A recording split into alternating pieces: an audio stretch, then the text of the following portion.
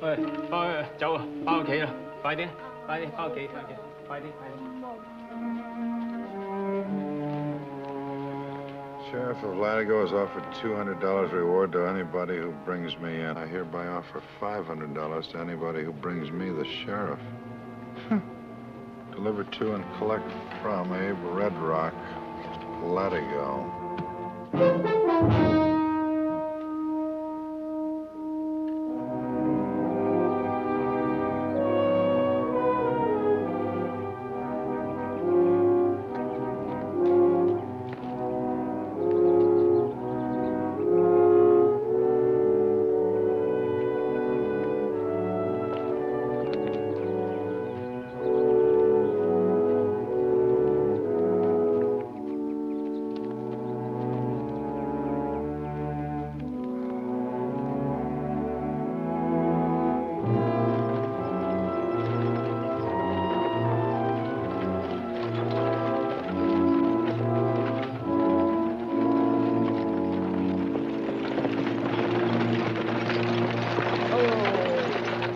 Rest stop.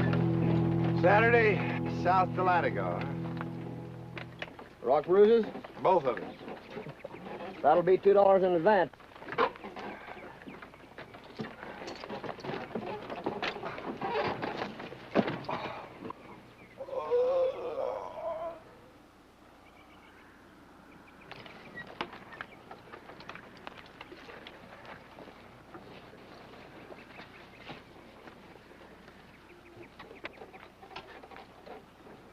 All aboard, everybody. Hey! An Indian. Indian? Where? Take a pot of it. I couldn't do that. I had a rifle when I was a boy, but I never fired at a human being. A human being? That's an Indian. I'll show you how it's done. That Indian is carrying a message. Mister, in Latigo, I own a saloon, a hotel, a cafe, and most of the bank. Now, just who are you? You think that's wise? I mean, unloading the gun before we even know what that Indian's up to? Well, just what do you think that Indian's up to? Well, I'm just a drummer. I sell paper products. I don't pretend to know. You don't pretend to know, but you believe. Now, the Indians have a saying that all white men are liars. You believe that, too?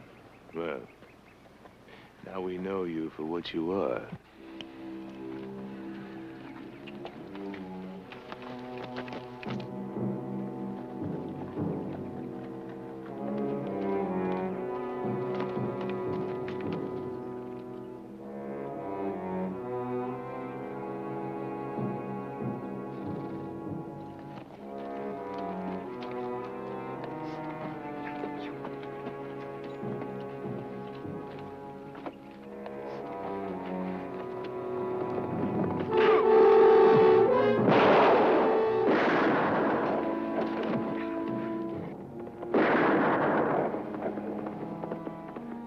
You know who that was?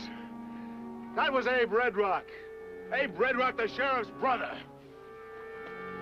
That's the kind of law we have down here. An Indian wearing a tin star that can't or won't catch his own thieving brother. And you wouldn't let me get him. Mister, the next time I get my hands on a gun, maybe you'll be the one to watch out. Just a little bit more out of you, and I may give you this gun of yours and let you try it right now. Now, get in the stage.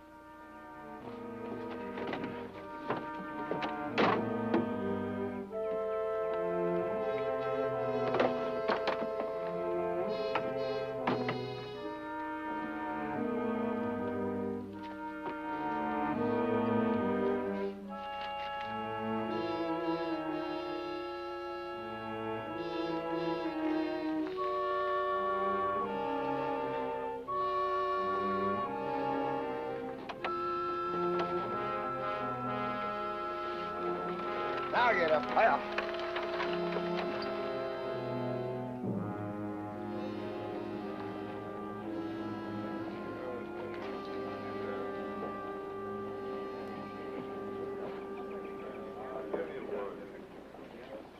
There he was, Abe Red Rock, big as life. I could have blown him right off his horse.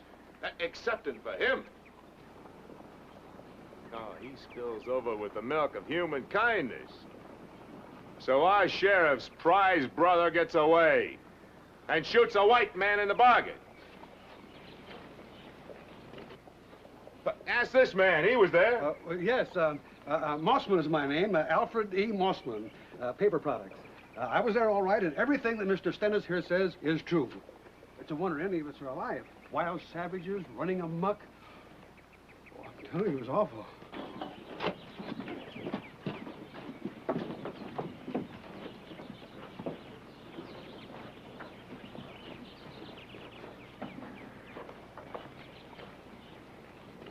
Sheriff?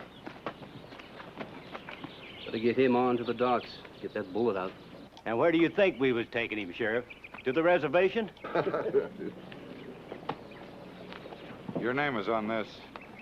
It's the note Abe Red Rock was delivering. Hey, you, Jim.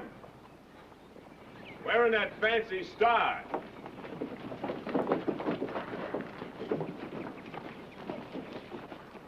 If you can't do something now about that precious brother of yours, you may as well throw away that piece of tin. We'll all sure get long white beards waiting for you to arrest one of us. Well, you know I've no sympathy for my brother's actions, Mr. Stennis. It just doesn't sound like Abe. You sure he didn't act in self-defense? Are you arguing with me? Indian? No, sir, Mr. Stennis. I'm not arguing with you. Trouble with this town is we got free elections. Seeing as what we ended up with sheriff, we best be real careful about the upcoming elections for mayor. We just might elect us a mule. The odds favor a jackass.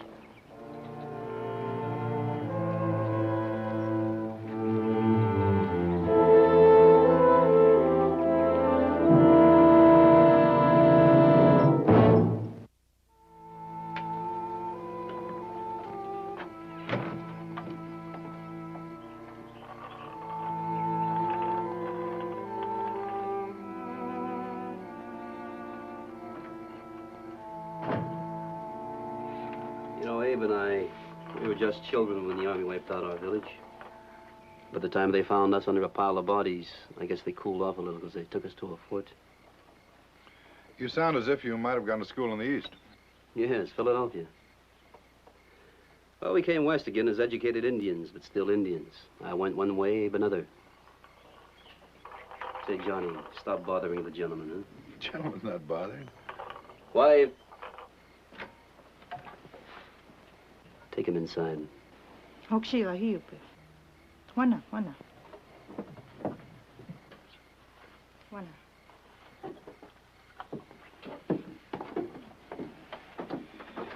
You know, you shouldn't be hearing this. That doggone brother of mine, he's gonna get himself killed one of these days. Playing the bad Indian to the hilt. With his drunken tomfoolery and petty thieving. Do you know why he does these things? Just to embarrass me. Listen to this. Dear noble red man, congratulations on the birthday of your son. I hear he doesn't know yet he's an Indian. I'm sending you a war bonnet of chicken feathers. I've tried everything I know to catch him. I know all of his tricks. And he knows all of yours. Yes. $200 if I bring him in. $200.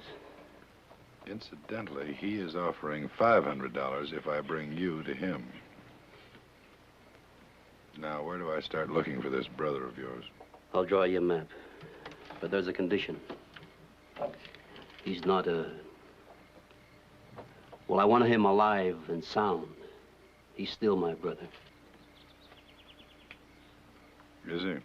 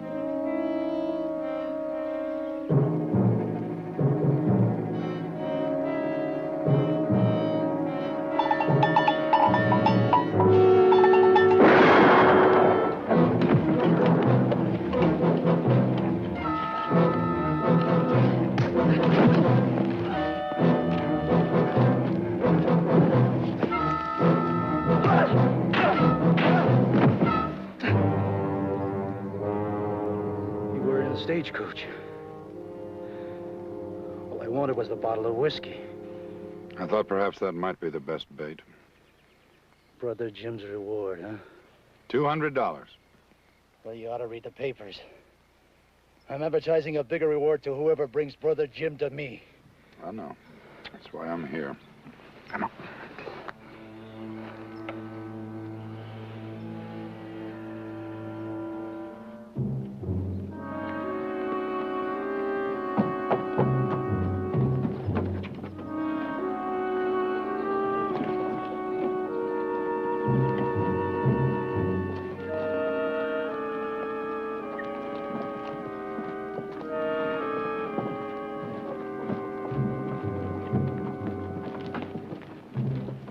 Alive and sound.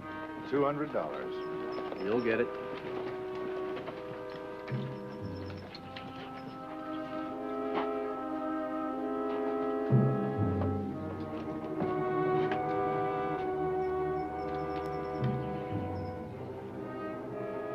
Heap fancy. Inside. Scalp him, Jim. There's nothing to gawk at, folks. Now that you got him, what are you going to do with him? It's not for me to decide. Court will decide tomorrow.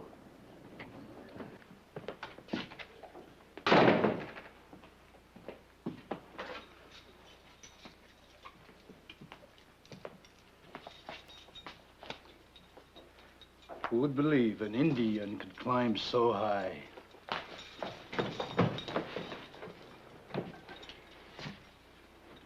Say, Mr. Paladin, how many white men do you suppose the sheriff's locked up in here? As I understand it, none. Then I'm his first prisoner. Oh, that's a big honor, Brother Jim. Too bad you don't put out a reward for bank robbers and killers. I wish I was rid of you.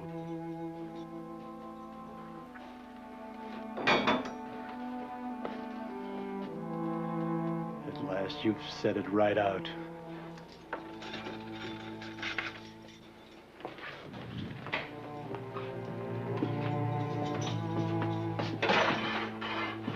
I don't keep much cash around here, but I'll write you an order on the bank.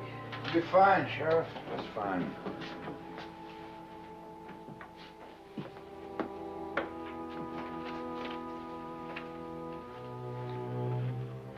You know, Sheriff, there are some values that attach to wearing that badge. They are not pomposity, personal vanity, self-gratification. They are justice under the law, equal enforcement of the law, and some pride in what that badge really stands for. I'll tell you what this badge really stands for. It stands for a house made of wood, and a chance for my boy to go to school and sleep on a bed instead of a buffalo hide. It stands for a chance and a way of life for me and my wife that has some meaning. That's what it stands for. So if one of the town bullies spits on you and makes a joke out of you, comes in here and sprawls all over your desk, you take it. A joke? They elected me as a joke, I know that. But it's the only way an Indian can hold public office in this territory. Is it worth it? You're doggone right it's worth it. It's gotta be. This is a good town. It takes care of itself. That's why they can afford the joke. But it's a chance, and it's the only chance I'll ever get. It's better than being a... But you still are, Jim. And you kiss the foot of every white man this side of Philadelphia. You're not going to change.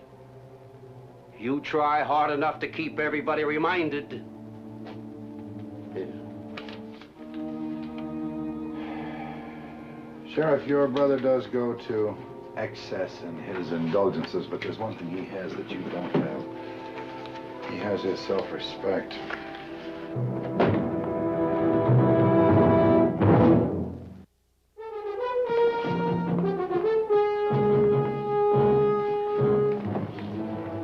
Well, Mr. Mossman, for a man who had never shot at a human being 2 days ago, you certainly have caught up fast. I warned you the next time I got my hands on a gun. Maybe you'd be the one to watch out, remember? I remember. You don't really think you can clear that holster? Fast enough for one shot?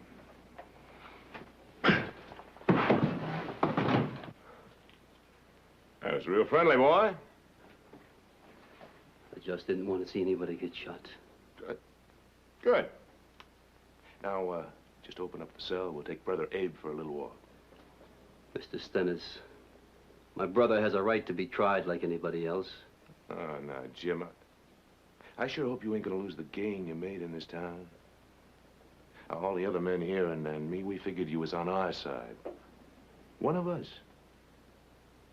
We didn't figure wrong, did we? We just want to give Abe a little exercise, Sheriff. Run him back to the reservation where he belongs. Yeah, that's right.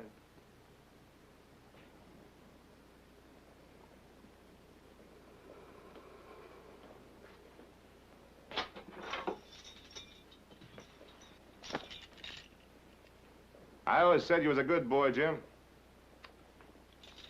I say you're a smart one, too.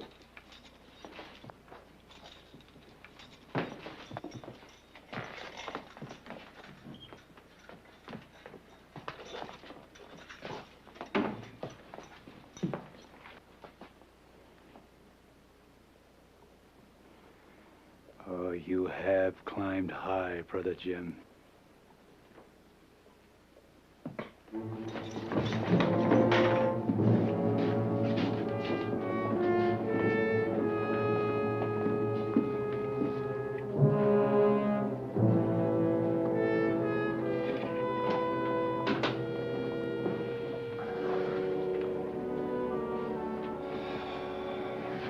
They couldn't be stopped.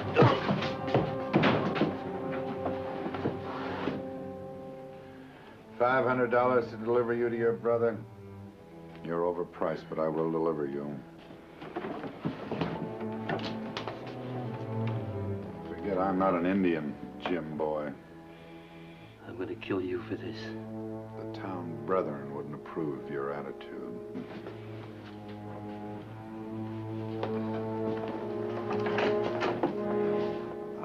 I don't know what's happened to me, but ever since I've been in this town, well, I've never been a party to things like that before. It has been accurately stated that a man stands naked, although locked up in steel, whose conscience with injustice is corrupted. I don't understand that, but Mr. Stennis had 50 feet of 1-inch hemp on his saddle horn. And we're headed for some place called Weaver's Wash. Well, Sheriff,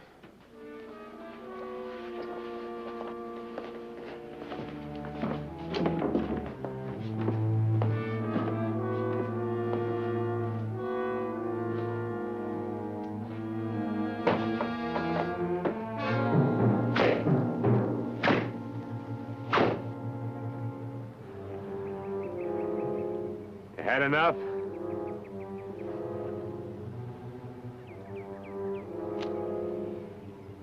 Injun, you're gonna holler if I have to cut you in half. I'm not like you or yours.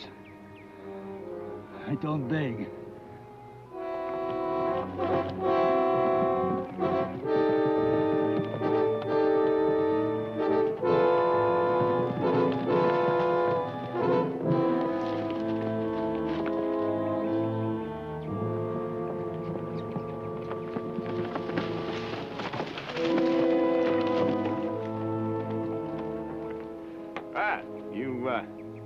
You come to join the fun, Jim boy? No, I came to stop it. Ain't you forgetting who you are and what you were? And remembering I'm sheriff. Now you untie him. He's my prisoner.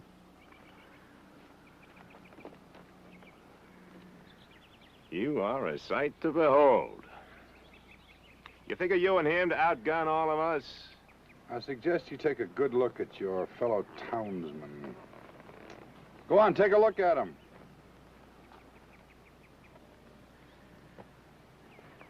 I further suggest, Mr. Stennis, that the odds are just about even. 2 of you and 2 of us.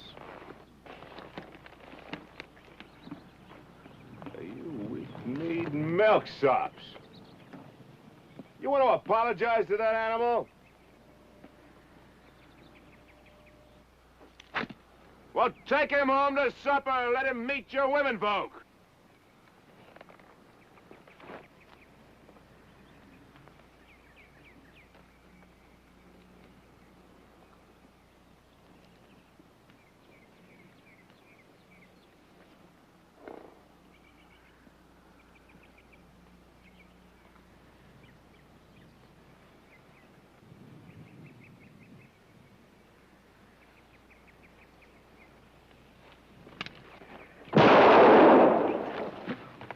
Just you touch it.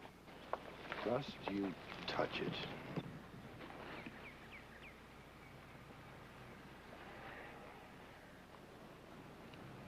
Abe, consider him delivered to you, just like in the advertisement. And this one's on the house.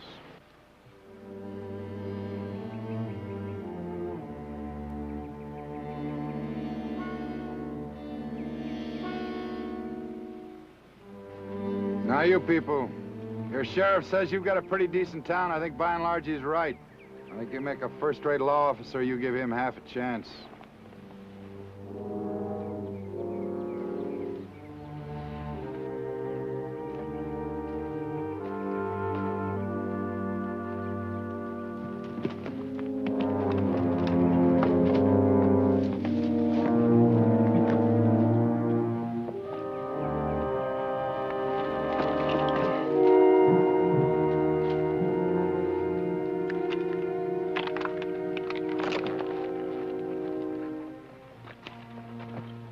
Take care of him.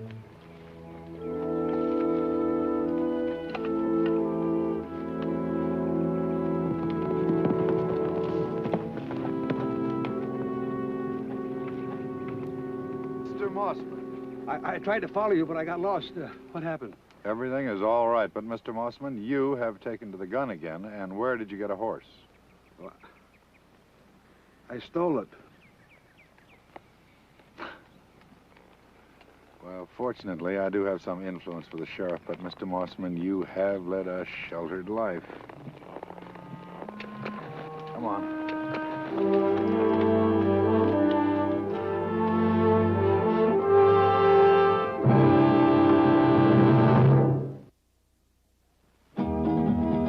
I've gun will travel reads the card of a man.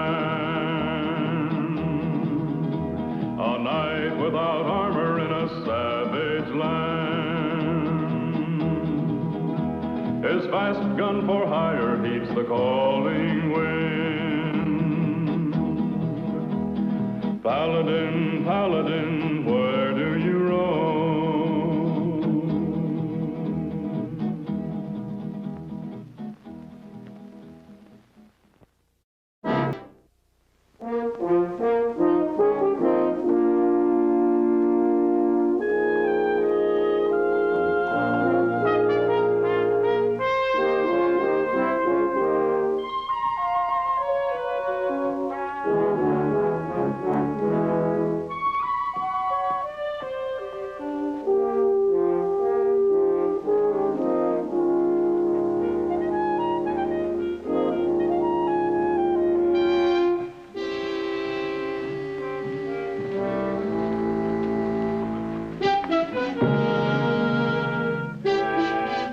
Mr. Paladin in the flesh.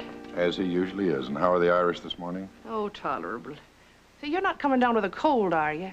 No, Maggie, I never felt better. Oh, I don't know. You've got a little touch of red to your nose there.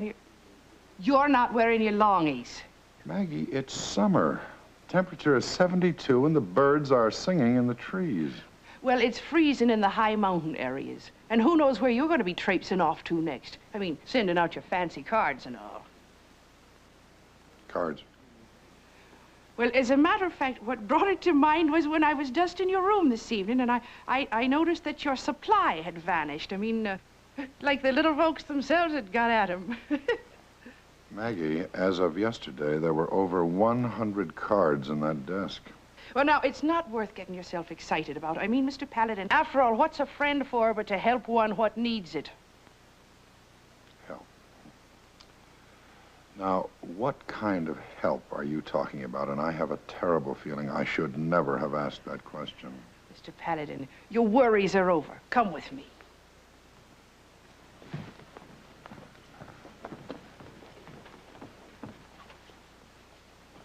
Behold. Be finance, Big John Donovan. He's lately retired from his ship, and he's gone into the... Printing business. Well, now, how did you know about that? Show him.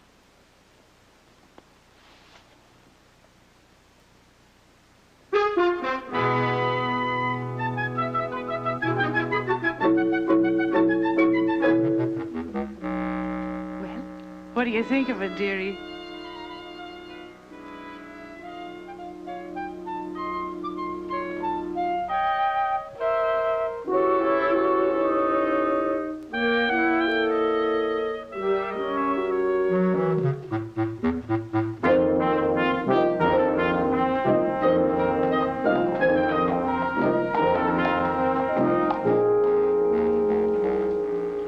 $200 of those, please. Mr. Paladin? That's correct. This is the plate which I want returned. A chess knight? Well, a little obvious, shall we say? Perhaps a coat of arms. Something suggesting a Saracen, of course. Your knight charged rampant upon a field of... As is.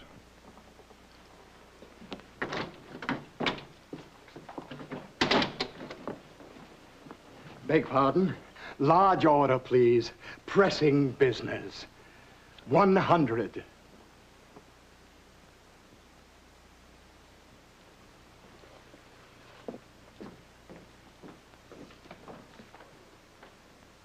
Paladin? What a rare stroke of fate. Time to perfection. I need your services. Name's Wire, Bob Wire. Now, if you'll just step outside, not for usual reason, of course.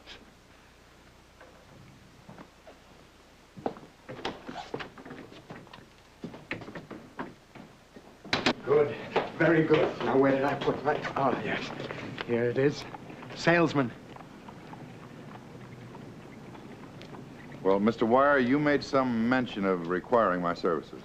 A very valuable wagon load must take to right market. And where's the right market? 200 miles. Town of Anderson. Rough trail. Looters. I'm a salesman, not gunman. Do need protection. My fee is $1,000. Oh. Pay when delivered? Pay on delivery. Done. Now, what in the world is so important? Ow!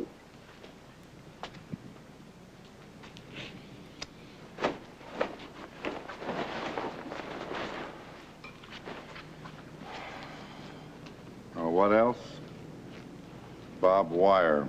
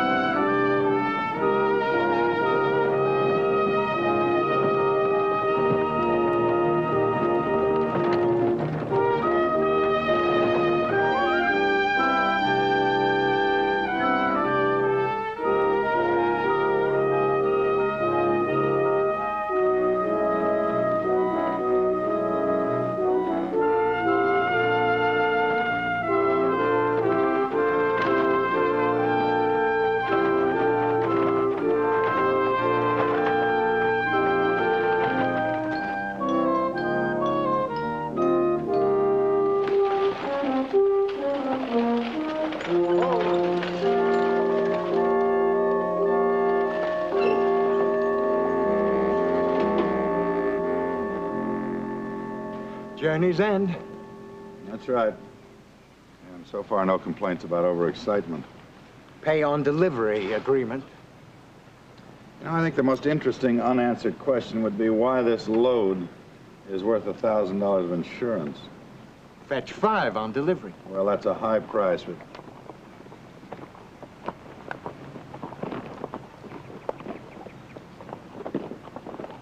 You're strangers here, ain't you? That's right. What are you coming to this town for? Mercantile interests.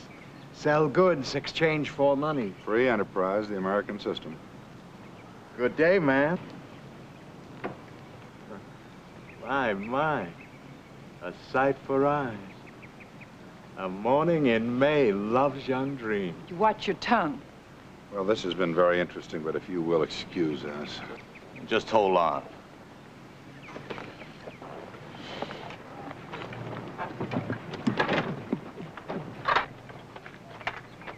What are you toting on this wagon? Now, that is our business. Mister, this is cattle country. It always has been. And right now, there's a bunch of farmers meeting in this town talking over cutting up the rangeland with fences.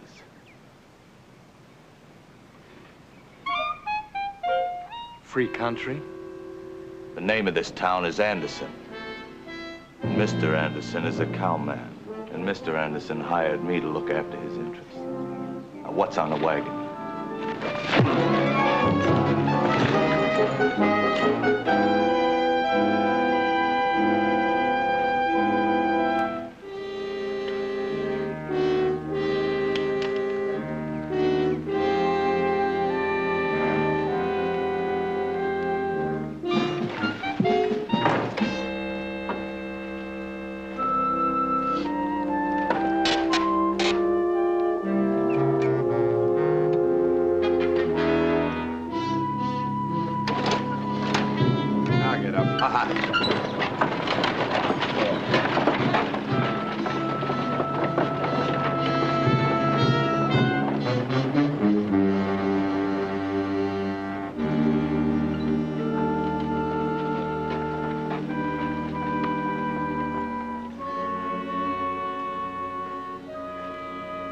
Ain't he something, though?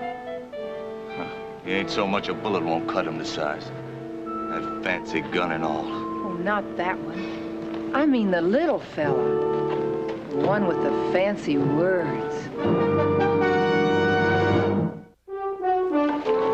Protecting you from looters is one thing. Bringing that wire into the middle of a range war is quite another. Good market, premium price, premium fee. Well, the fee would have been higher if I'd known what I was getting into. I probably wouldn't have come at all. Exactly. But I know your reputation. Now here will perform duty. Which is to deliver you here safely. Don't forget, pay on delivery. Collect fee, punch nose, no extra charge. Deliver eulogy if necessary. Get around there. Ha!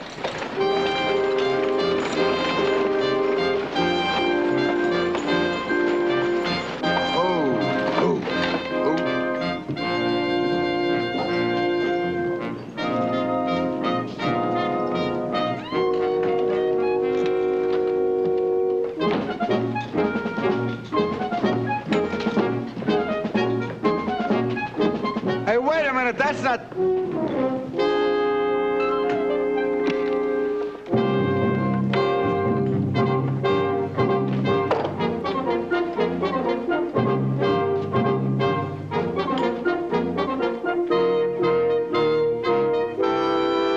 The time has come for action instead of words.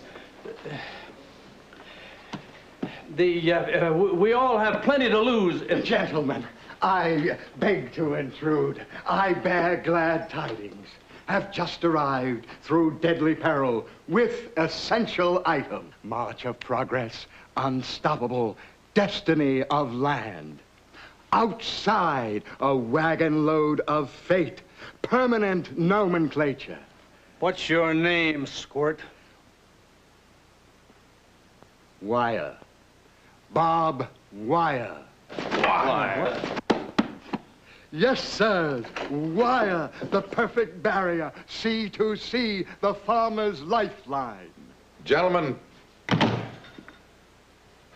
I apologize for his bursting in here like this. I suggest you look at the legs of these men.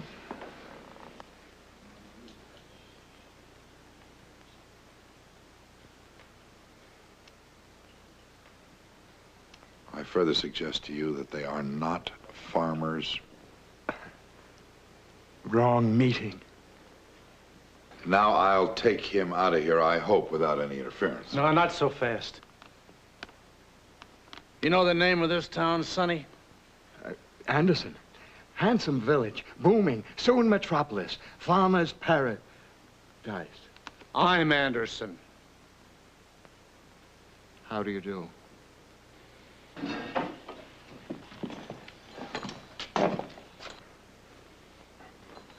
You know what him and this runt have a wagon load of outside? What? Wire. Barbed wire. This is church. Claim sanctuary. Gentlemen, guns are my business. There's a bunch of clodbusters holding a meeting down at the general store. Now, about all that's needed is one gunshot to set off the fuse. You figure to spark that? No, sir. No, sir, Mr. Anderson. Not if I could possibly avoid it, especially with that young lady present. Anna! Yes, Father? Stop simpering at that fool. Your father? Mr. Anderson, I suggest we talk this over in private. Let me take care of him, Mr. Anderson. Shut up, Dane. You lose your gun someplace? Are you indicating we have something to discuss? I am. All right, mister, we'll talk. Outside. Alone. Simple error. Wrong meeting. Understandable. Very sorry, lovely girl.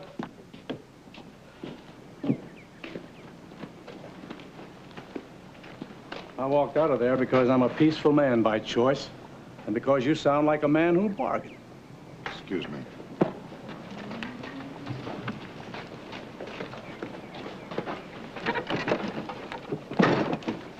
Don't interrupt. Now, I've got a $1,000 fee coming when he sells that wire. He expects to get $5,000 from the farmer. I will sell it to anybody for $4,000. Four, Yeah, we could ship it to St. Louis and get most of that back. All right, it's a deal. I'll go tell the boys. May help prevent a shooting war anyway. Well, blessed are the peacemakers.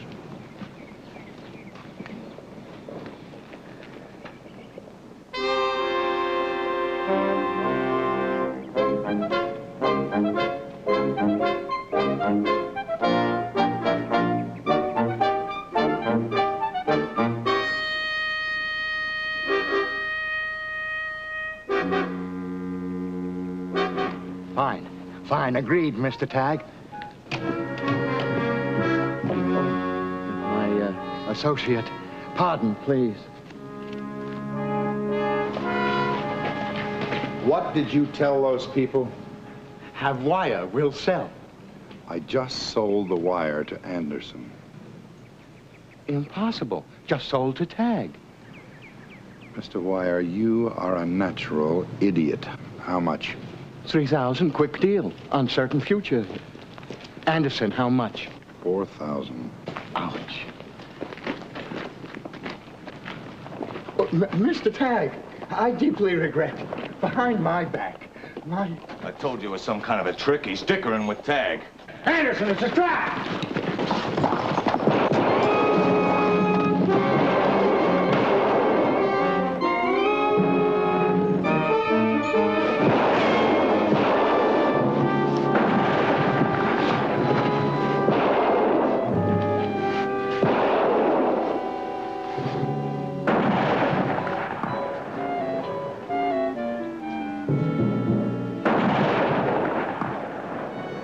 Bad wound? Tis not so deep as a well, nor so wide as a church door, but 'twill serve. I'm killed. You fainted. Faint from hunger, no food all day.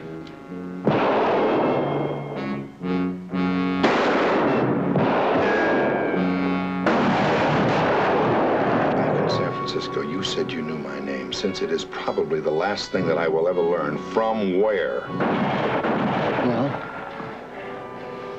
last year, selling perfumes, an actress, beautiful woman, face of goddess, red gold hair, like ivory cameo, Sacramento. Like an ivory cameo. Red gold hair, beautiful face. She always was trouble.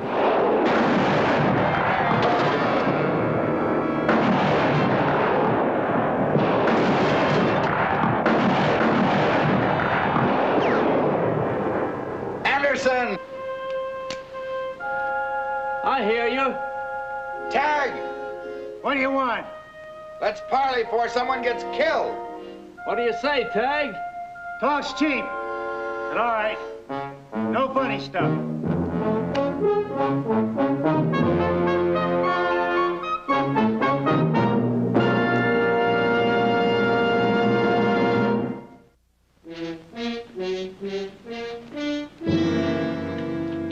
You order that wire? Yeah. We made up our minds to fence off our land. You ever see what cattle do to crops? Now, you people are going to have to settle this thing peacefully. You can't just go on shooting at one another. You've already hired a gunfighter. Tag's recourse to that'll be to hire one of his own. That's going to lead to burnings, killings, bloodshed. Well, if that's what it takes to put up that wire and keep it up, that's what we'll do. Don't you even lay your hands on it. Did you ever see what barbed wire does to a cow? Ordinary wire won't stop cattle. It will unless they're stampeding. Now, wait a minute. There is a solution. Like what? Let him string his wire. What kind of a solution is that? All you want is to get paid. You're missing the logic. If what he says is true, let him string his barbed wire. Outside the barbed wire, you string smooth wire. His crops will be protected and your cattle will be protected. I don't buy your double talk, mister. Okay, let her go. Not yet, old man. I got a score to settle, and I ain't taking any chances on it backfiring. Turn her loose. I'll oblige you. Not your way, gunfighter. Mine. Anyway, it'll do. Good. Give him your holster. I won't hesitate to shoot.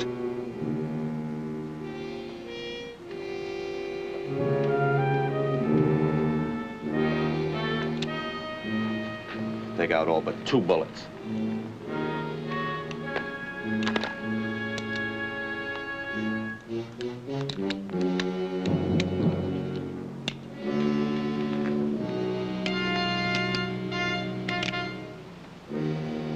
Give it to him.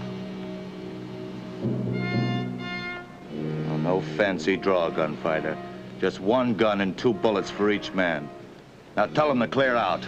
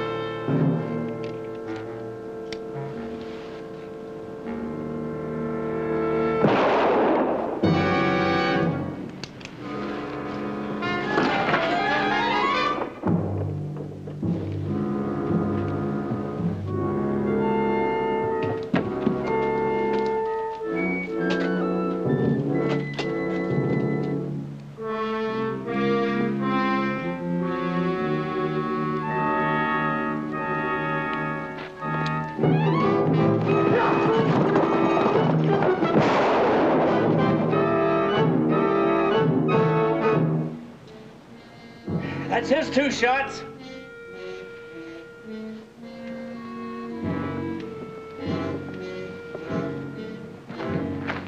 All right, those are your 2 shots. Now, I don't want to kill you.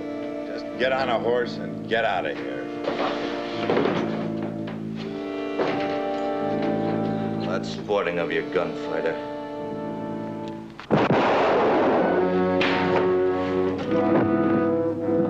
Well, you don't count very well. All right, get him out of there. Get him to a doctor and get that arm fixed up. And get him out of town.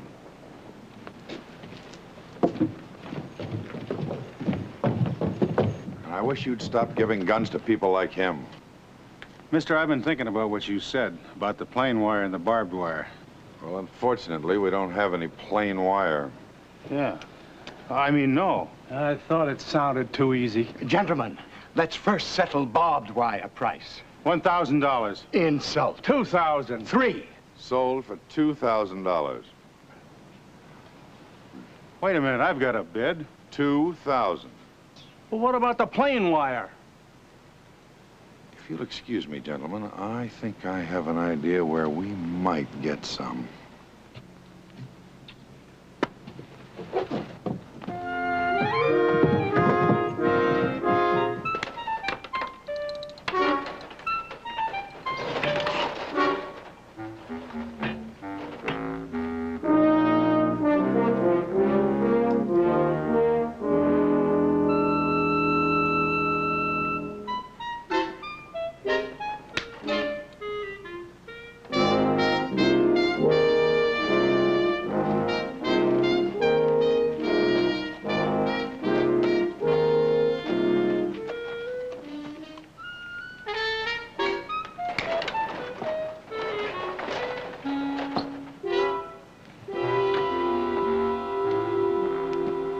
How much has he done? Feet or yards? Dollars. Oh, about $600. He owes me 1,000.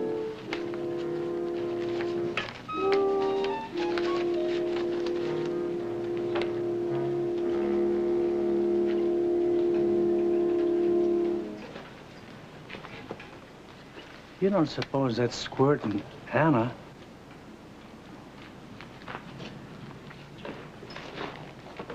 Oh, Paladin. How much more to take him with you? Not for all the wire in America, Mr. Anderson. However, if things get too tough, just wire Paladin, San Francisco.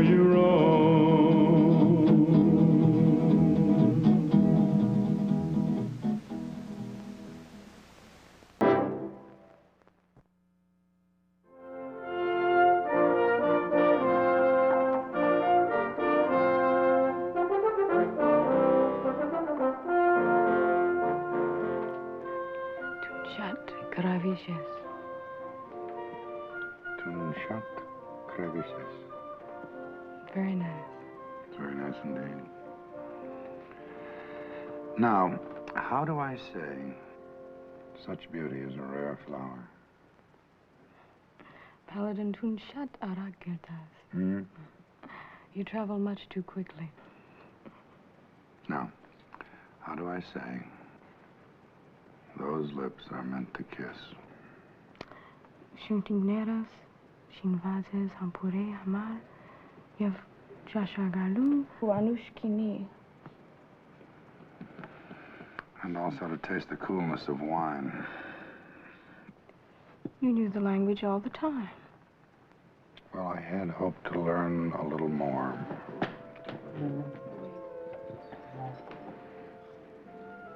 I'm sorry. Let me dance your anger away. Well, I'm not nearly as angry as I was, but all right. Dance. Come, dance.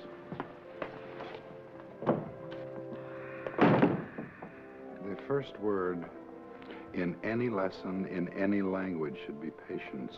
This, I trust, is important. Yes. Oh, the lady says this means you travel. She's waiting.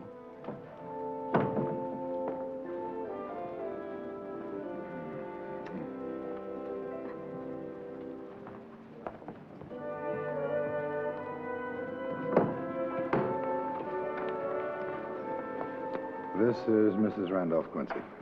And you are Mr. Paladin. Come sit down, young man.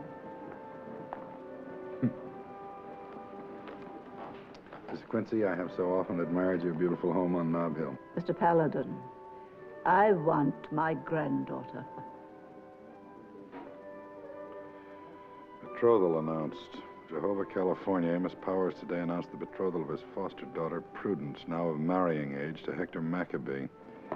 Mr. Powers has worked the Jehovah mine for the past 12 years and is well known in local circles. You think Prudence Powers is your granddaughter? Somehow I feel she is. Mr. Paladin, I have followed every lead for 18 years. You're too young to remember the gold rush days.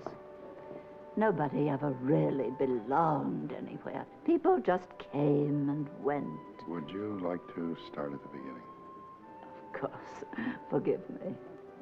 You see, my husband and I had an only daughter. Oh, she was very beautiful.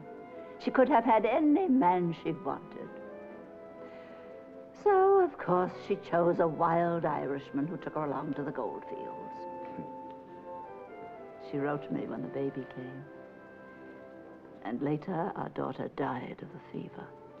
Her husband died in a mine explosion. And you believe that Prudence Powers is the missing child? Yes. Now then, here are files, records, proof of identity, and a check made out to you, Mr. Paladin.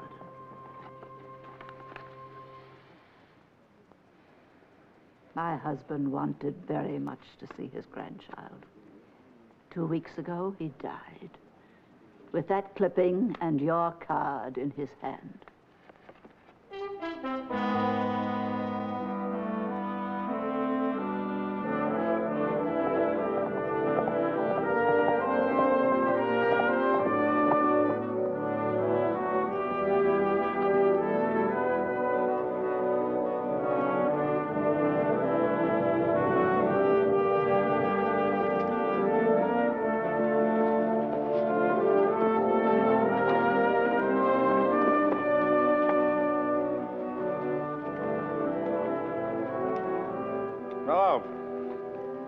Anybody in there? Hey, you get off this property. We don't like no strangers snooping around here. Well, you mean to tell me you live in a place called Jehovah? And you turn a man away without a drink of water? Just right on, mister. You wouldn't ask me to face that country out there without water. You're carrying a canteen? That's empty.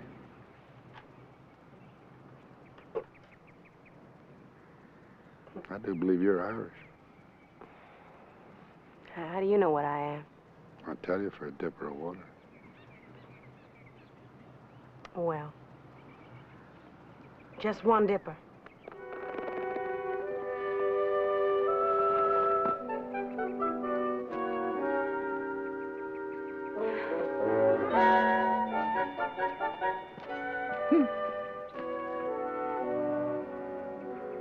Irish and Spanish.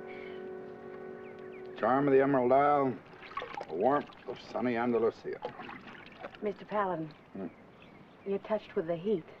Me, a rich lady? No. Here. I'll help you. Why? You know, you ought to laugh more often, It's a sin to laugh. even for the Irish. You keep saying that, but you don't know anything at all, really. Besides, it doesn't matter who a person is. These people that you stay with, did they ever say where they got you? In the mining country. Well, they're miners, ain't they? And you're a child. I am old enough to get married. To someone who loves you. Who loves me? Well, I guess so. Will you open the top button on that blouse?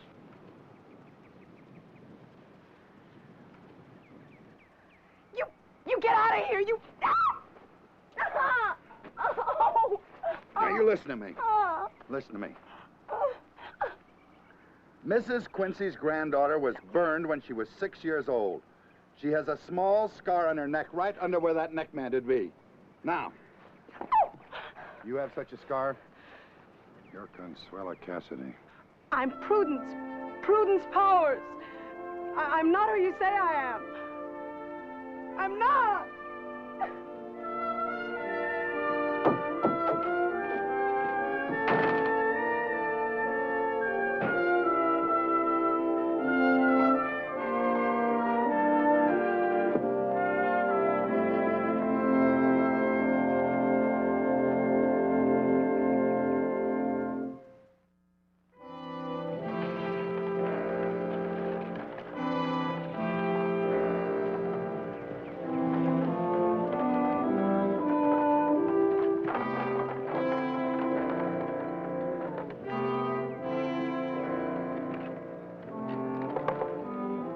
My name is Powers. What have you been telling this young woman about belonging to some rich woman in San Francisco? Mr. Powers, I'm sure she told you everything I said. Just having a scar don't make something true, Mr. Paladin. Neither does believing a lie, Mr. Powers. You better talk more careful. Well, now, who are you? My son Daniel. I speak for myself. You shut up. You ride out of here. Well, I hardly think that'd be fair to the girl's grandmother. Water your horse and get.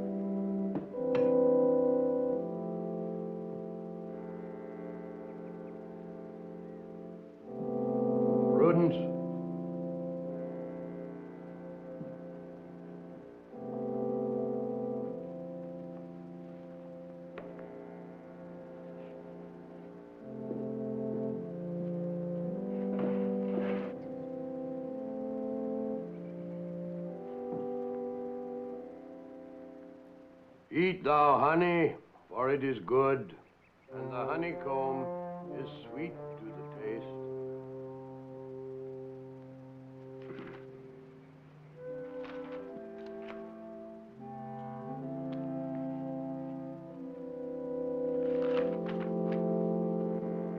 And a stranger shalt thou not oppress.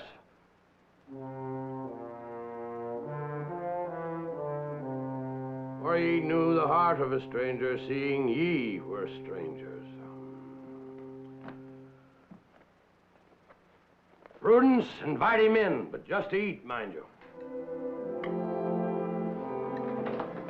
Paladin?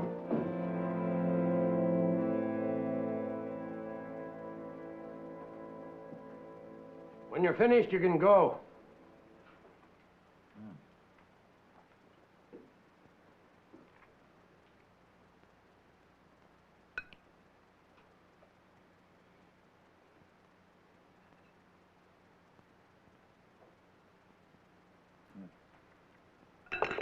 Powers.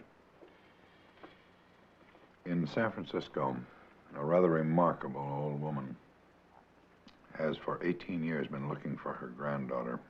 Well, Prudence ain't her. Her granddaughter would be the same age as Prudence. Has a scar in the same place that Prudence has a scar. What'd you come here making trouble for? You would have been 6 years old at the time of that fire. You could remember. Leave her be. No, please. Let me think.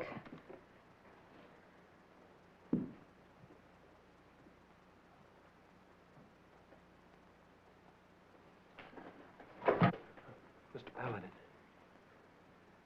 supposing she was this girl. Well, that would mean some wonderful things for her. Daniel!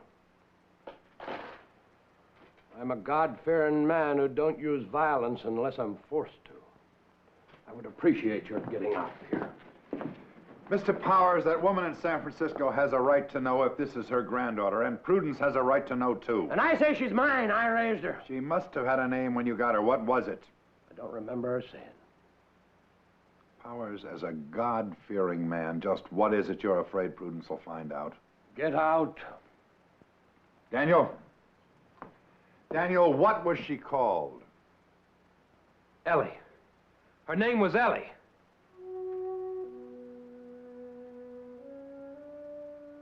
Daniel, I'm the father, and no milky-skinned girl better make you forget it. Ellie?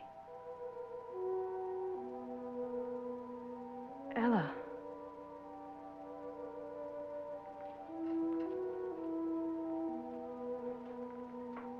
That's right. You were 6 years old, and you were burned in the fire. Remember where it happened? It was in the house. Remember the room? Yes. Yes. Big room. In a room. What color was the room? Green. Was there a rug in it? Little one. What color was it? All different colors. And a fire in the fireplace. What color was the fireplace? Red bricks. Red brick fireplace.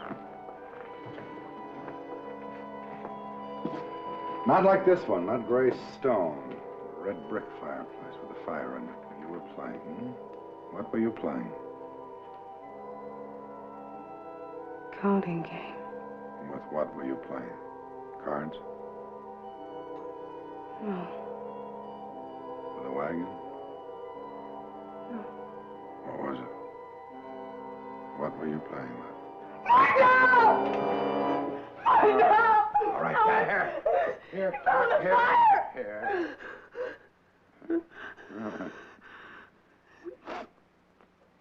Well, that's right. Your doll fell on the fire and you tried to get it. Ella. Diminutive for Consuelo. Or in baby talk, Ella. The scar can be just as deep as the truth. I always treated her good, like my own. Like your own what? Workhorse? I had the legal right. Powers, is that what you're standing on? The legal right because you bought her? Nothing wrong with that. Animals are bought, not people. Now, what did you pay for this one? $20? $30? Never mind his talk, girl. Bought me? Prudence? I never thought of you that way. Now, you shut up! I had to do something, you understand. After his ma died, I had to find somebody who could learn to fix and care for us. Bought me? Oh, it wasn't that cold like. These people found you someplace they didn't want to have any more mouths to feed. If I hadn't bought her, somebody else would have.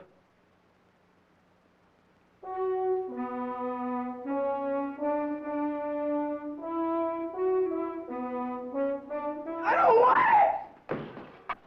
Where you go? After her. Boy, you don't know anything about her. Who her folks were, what kind of... Oh, before you got here, he never acted that way.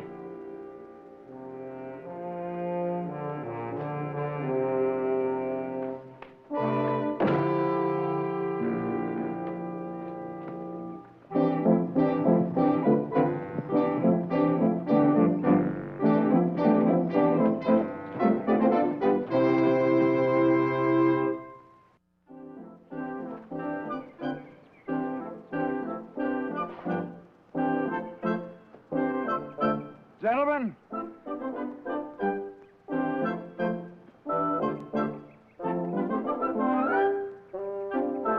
Did I see Prudence run in there? You did? What's she doing? Crying? Gentlemen, I suggest that we let Consuela have her cry out. Who are you anyway? Who's Consuela? What's going on here anyway? Ain't none of your business what's going on here, Hector Maccabee. You stand aside, Daniel Powers. Gentlemen. You stay out of it. And you, get off of this property. She is my property.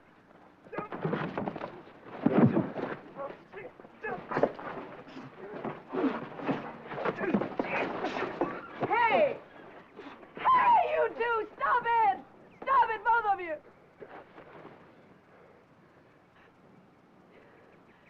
Mr. Paladin, will you kindly inform Mr. Hector Maccabee that I am nobody's property, and that as soon as I can pack, I'm going to San Francisco with you. With pleasure. Thank you.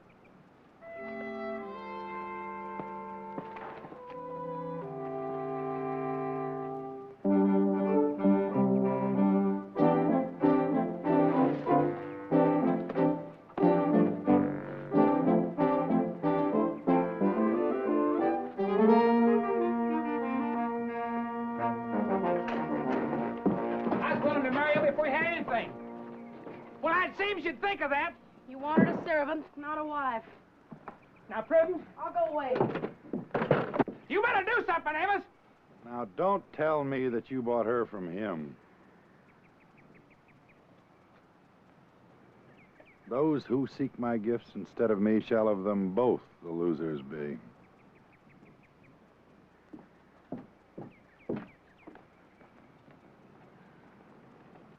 Prudence?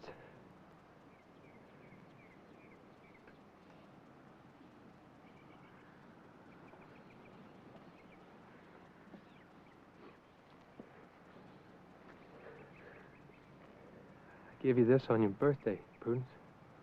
Remember?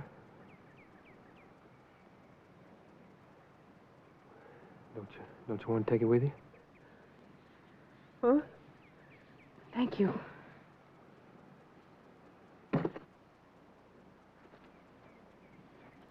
Just a minute, Paladin.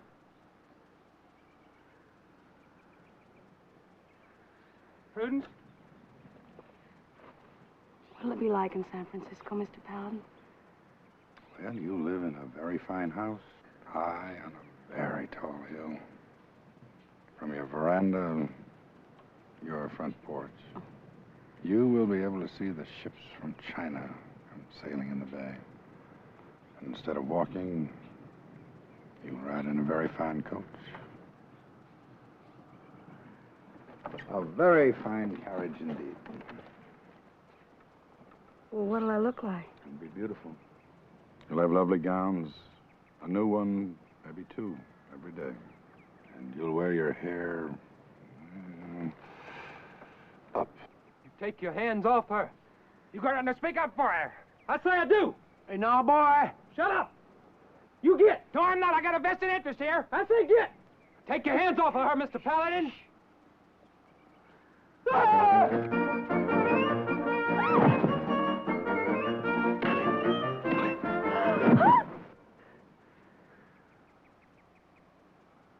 Well, we don't fight that way, Mr. Paladin.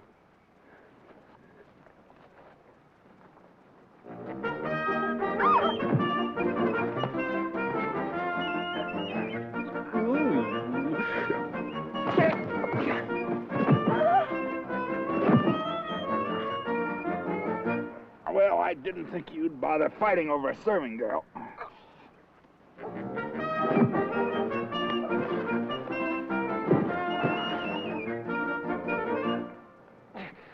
She's no servant girl.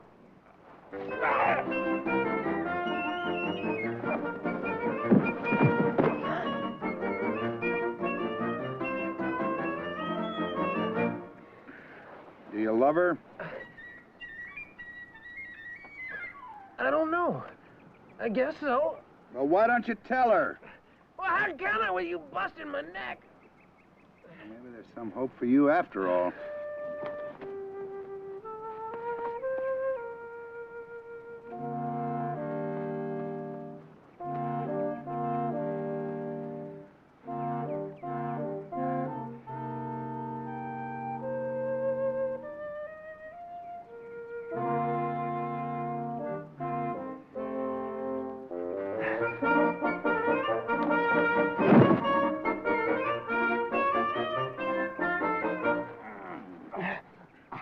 I can't do it.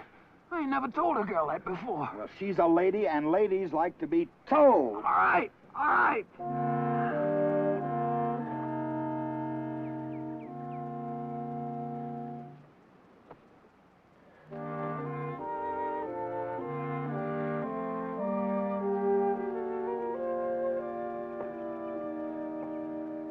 Well, do you want to be told? Well, do you want to tell me? Do you want to get married? Yes. But I just never... Prudence, doggone it. I love you, and you just been taking me for granted. Oh, Dad!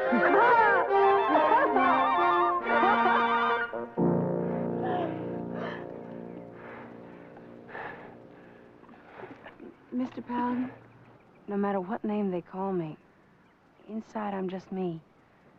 And I've lived here all my life. This is my home. I know. Is it gonna upset her? My grandmother? Consuelo, your grandmother is a very valiant woman. I'm sure she'd want you to make up your own mind, and whatever word I take back to her, she'll be satisfied with. But I'm also sure that she'd like very much to see you. Both of you. Would you consider a wedding trip to San Francisco? Oh, we don't have money for that.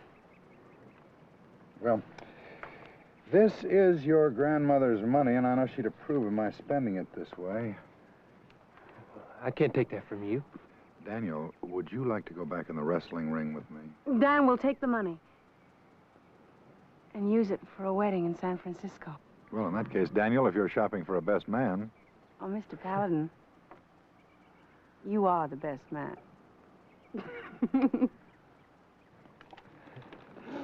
Oh, and you too. This will be a novel experience for you. This time you'll both be giving Prudence away.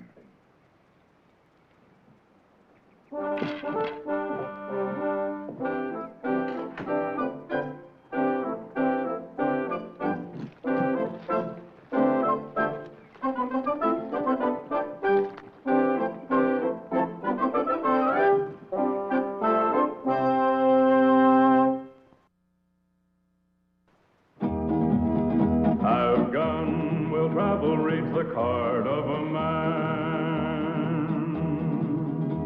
A knight without armor in a savage land.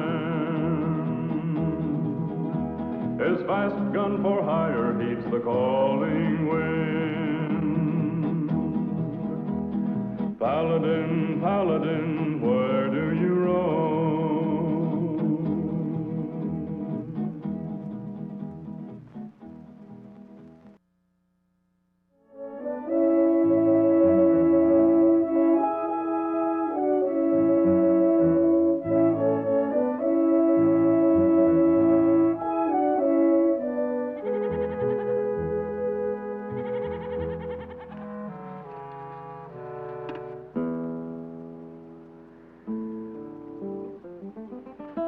I wish that you had not burned the cabin. You are like a musician who only knows one tune, Machado. I'm getting a little tired of it. Just that when a man creates something, In the city, Machado, you can create something worth your labor. If you are a shadow of the man I thought. even a simple man with such a wife can do whatever he puts his heart to. You will see. Yes, I will see.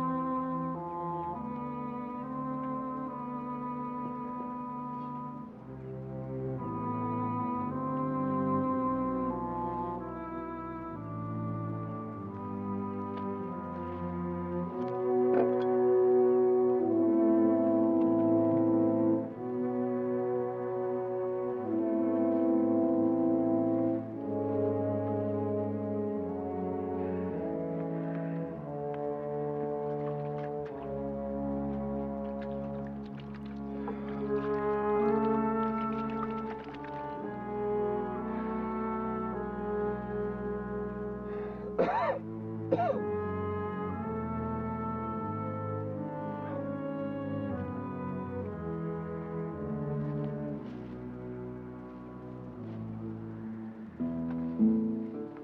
quiet.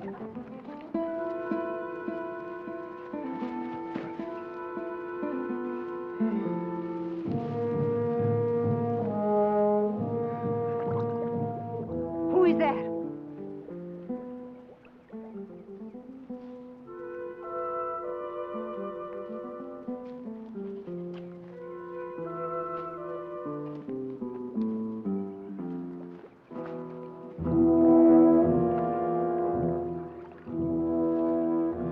Are you trying to drown yourself?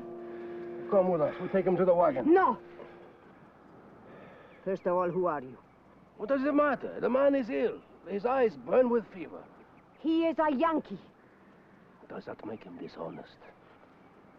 And what is that to rob me of, huh? A broken wagon? Is that how you consider me? Go. Go. We'll give you some food. Hold down the river you have swallowed. Come.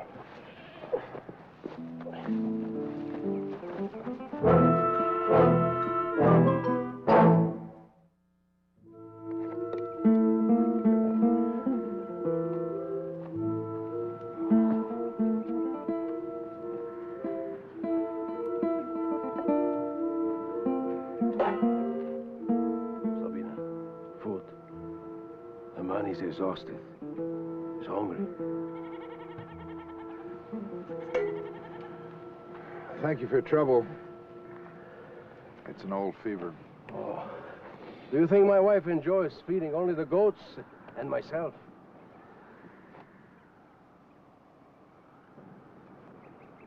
You too, you're a long way from civilization. My wife's very words. But we're going back to the city now. To the things that my wife has missed so much. I passed a burned-out cabin 2 days ago. Would that be yours? Oh, si, senor. But it was not the bandidos who fired it. No. It was my wife. Thank you. You had something of value? Value? No. No. Only my wife, senor. Eat. That is the cleverness of it. When the bandidos found the cabin burned, they would believe anything of value was destroyed with it, so they do not harm us. Well, she is a very clever woman. Still, to cure the disease by killing the patient does seem a little bit harsh. Who do you run away from, gringo? The bandidos or the federales? That make any difference? All the difference in the world. Senor, my wife means if the bandidos caught us hiding someone they wanted badly... They would hang you by the heels and set fire to the straw into your head. On you. So to hide a man at such a risk would be foolhardy. Unless the reward were equal to the risk. Oh, no. It is not a matter of payment. You have understanding, gringo. Sabina, no. Enough reward to live in a city again. To be a woman again. We talk about it in the morning. I'm tired now. Senor, it is only that I am a poor man. And we have lived a lonely life for such a woman.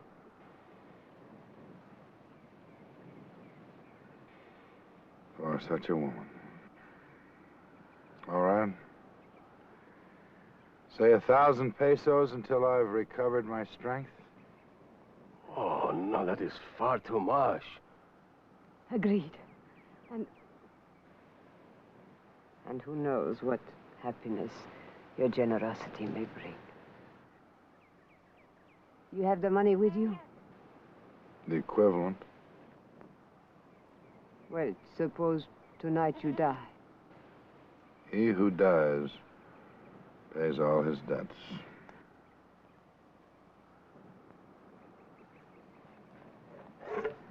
He will sleep in the wagon. Well, as you say, he is sick. You want him to sleep on the ground? No, but the wagon.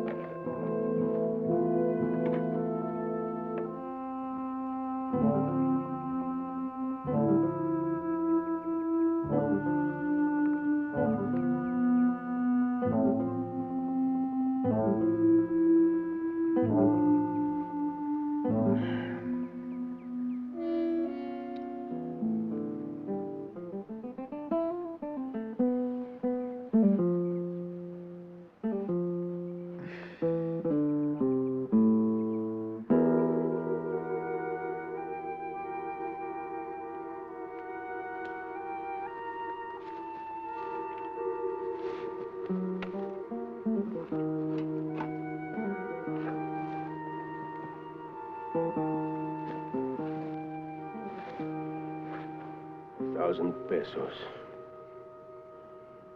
I could have died of shame. Is it so shameful to dream of something better than this? Woman, I have the right to know what is in your thoughts. A hunted man, with no friends. A stranger who belongs nowhere.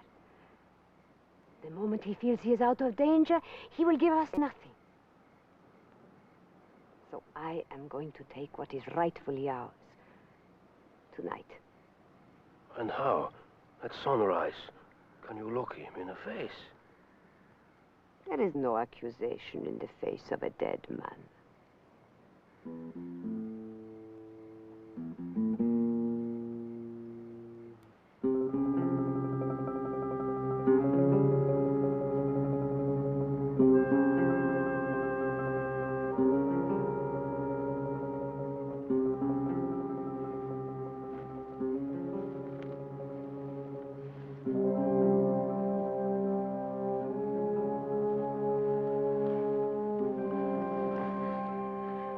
Sleeping?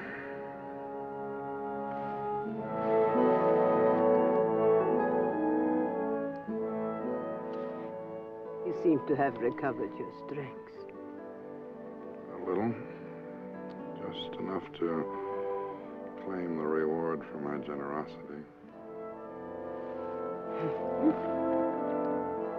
You are claiming for something you have not yet earned, senor.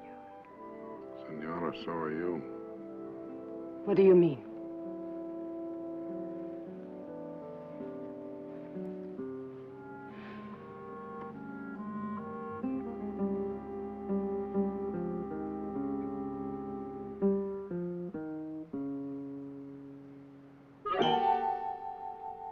It is the equivalent of 1,000 pesos.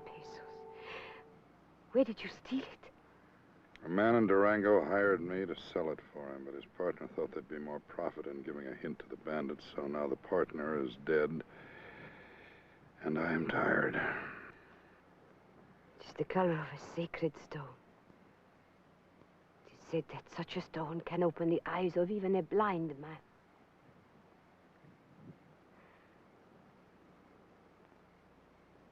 Do you truly think I am interested in just a dirty pebble? Yes, Senora, I think you truly are. You're a fool.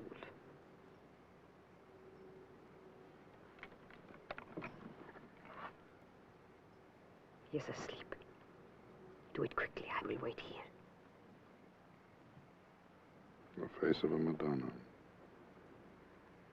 The claws of a cat. It's very tempting. But as I said, I'm tired. You are a fool.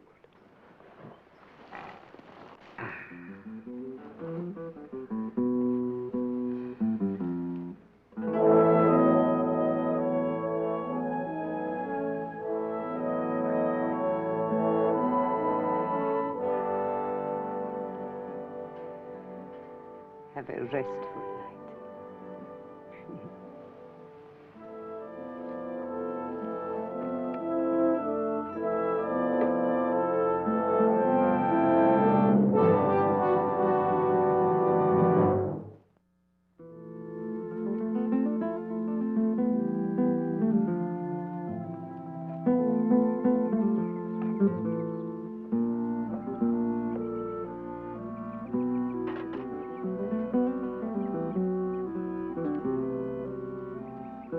Where's your husband?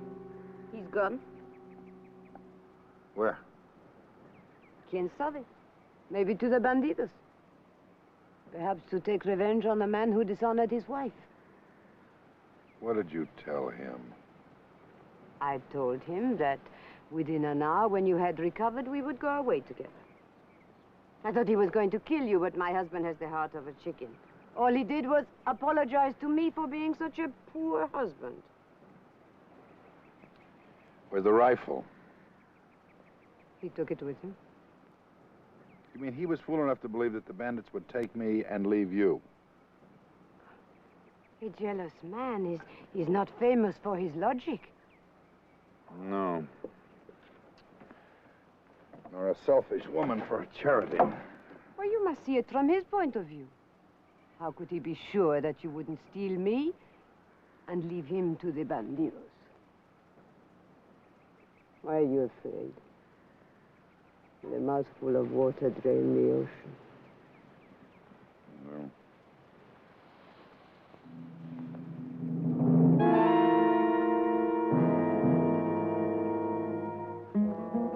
But the taste is bitter.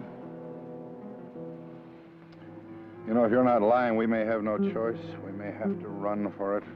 But it's exactly what I planned, that we should run for it. Together. You do not have much time to make up your mind.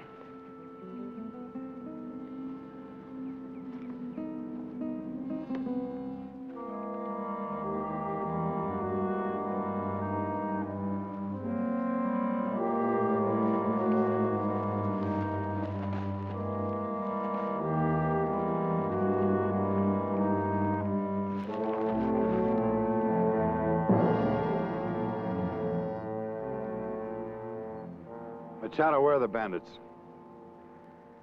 They are camped beyond the hill. I think they saw me. When I saw them, I could not do what I had gone to do. I ran. You child. They would have paid you for him. With a machete across the throat. I asked myself, who has driven her to these evils? And I answer, I. And what of my honor? She who has nothing to lose.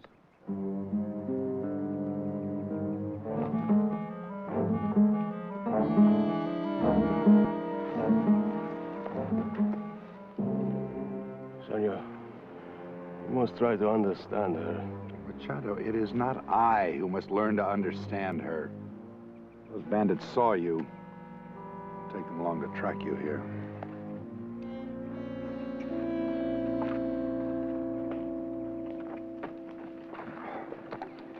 Machado. Machado, give me the rifle. Come on. I'll take your wife and get out of here. He's right, Machado. We should run away. No, it is too late to run. They will kill us all. What is it they want from you, senor? Machado, for 6 days, I've played tag with these people across this hellhole of a country. Cost me a good horse, my good disposition, cost them 4 men, and that's what they wanted me. That and this. Perhaps if you offer them that which they seek. Sabina! No. Take a look at it, Machado.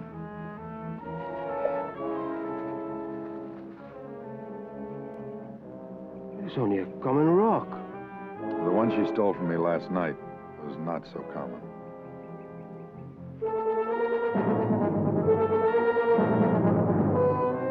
Oh, well, she has gone to bargain it for our lives, huh? Well, it could be just that. Do you have another weapon? See, I have an old pistola. Get it.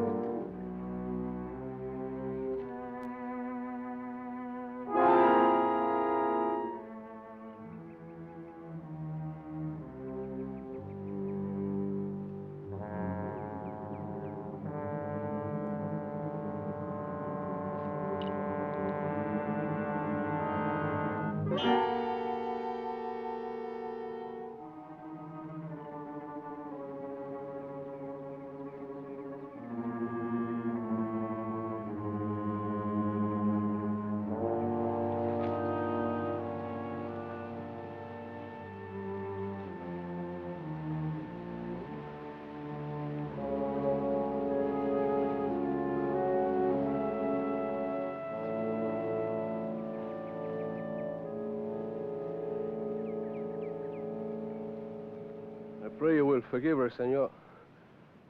To hold such wealth in her hand, after all the poor years, to know what it could buy her, the temptation was very great. Yes. She probably stole a horse from them. They had estrus. She was a very resourceful woman. And a very beautiful one. It's strange. You know, with her as my wife, I have always thought of myself as a rich man. A man can be rich in different ways. Rich in material things, beautiful wife. Man can also be rich in spirit, through knowledge and acceptance and understanding.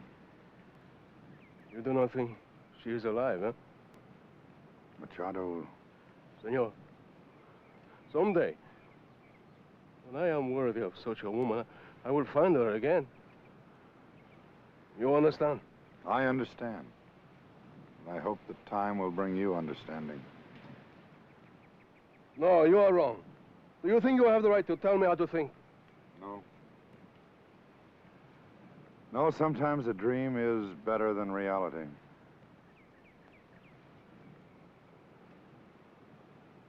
I will find her again. You will see. And until you do,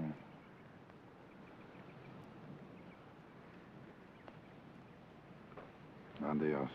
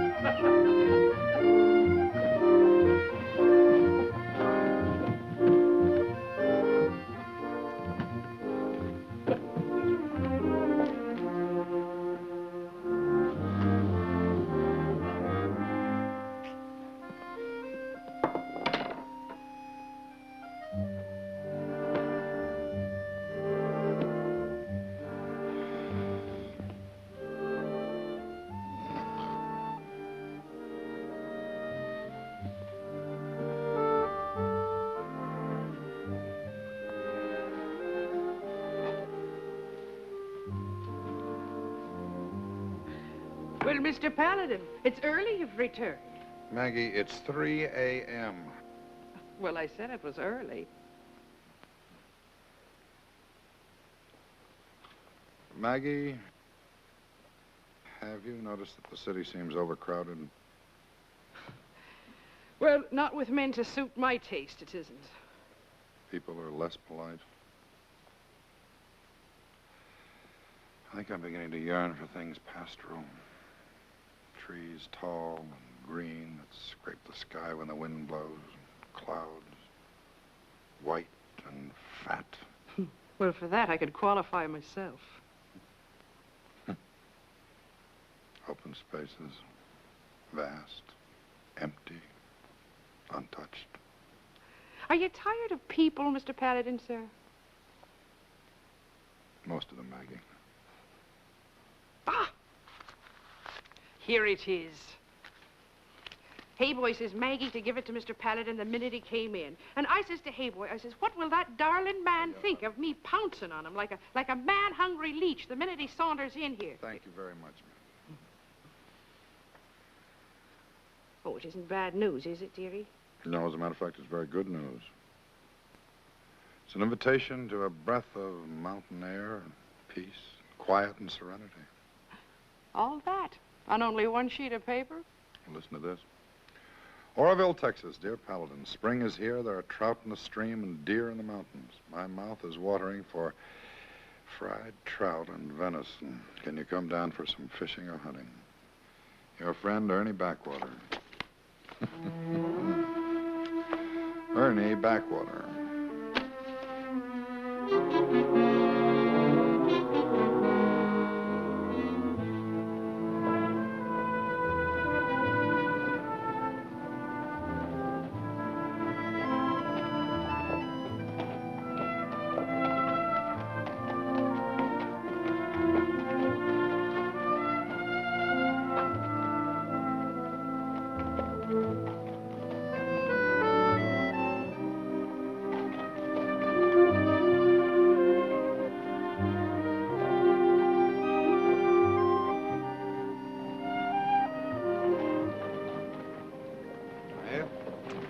Blue skies and wide spaces.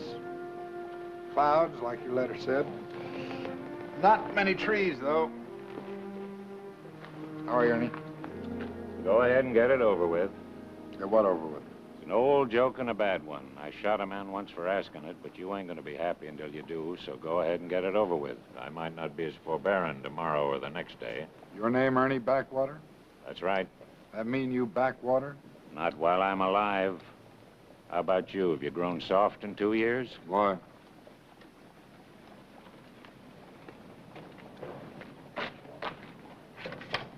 What's this? Fishing pole. Fancy.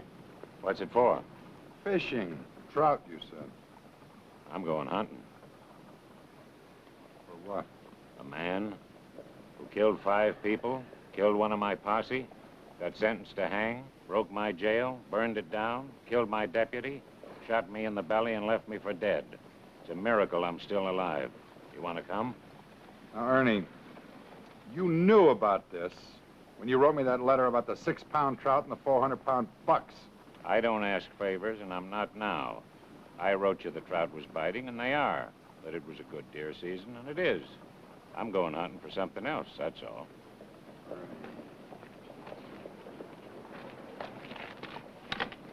Most men lie to themselves about something, that they're stronger than they are or faster than they are. Well, I lie about standing on my own 2 feet. I never asked another man's help or ever will. You want to come? My pleasure. I thank you for that, but it won't be a pleasure. He'll probably kill us both. He's like a storm or pestilence or drought. Force of nature, huh? Like a force of nature. Savage, fearsome. The Comanches have a name for the kind of Texas man who took this part of the country away from the Mexicans, drove the Apaches into the Chiricahuas, and the Comanches into the Staked Plains. You know what it is? A Montefori. Savage American. Savage American. That's not really a good translation, right? It's more like American primitive. Pays $3 a day. Raise your right hand. No bad, Johnny. Why not? Well, I always have to consider the possibility that some fool won't be able to resist the temptation of using it for a target.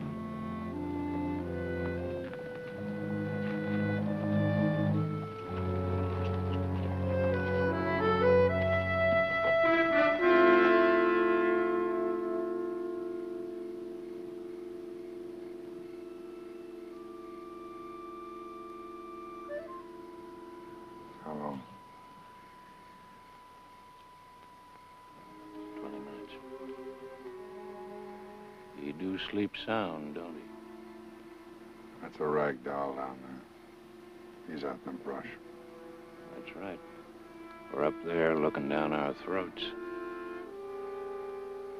3 months for my belly to heal enough to go after him. Almost a month on the trail with you.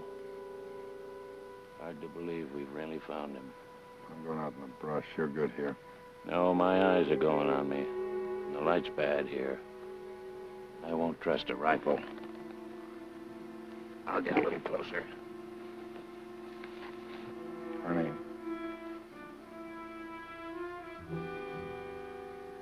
Don't break a leg. You mean don't make any noise? I'm not that old.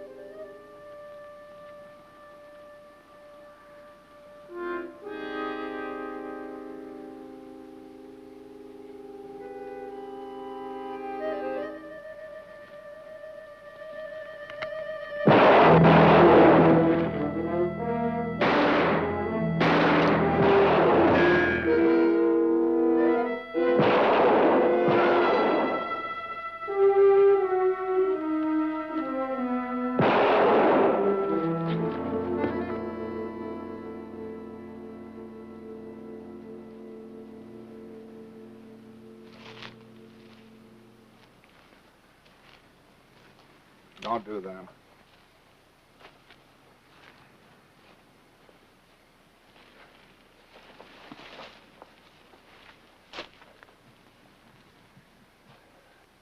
Last shot, you could have killed me. That's right. But I put one in your shoulder, so you put two in mine. That's right. I wouldn't have done that. I would have killed you. Me too. You gonna cauterize my shoulder, Ernie? Yes. That gonna hurt? Like nothing ever hurt before. Him too. Twice.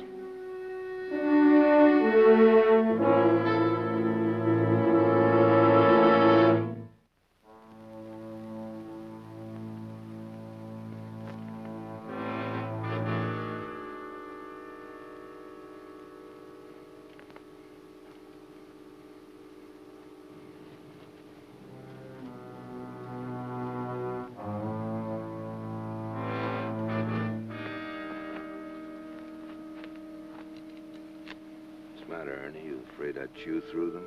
No, just that you might get desperate and tear the tree up by the roots, or break the chain in half. Ernie, did they all die? Two of them were still alive when I left. They all died. Why, Will? Would you have hated to be hung for just three of them? That's a fact.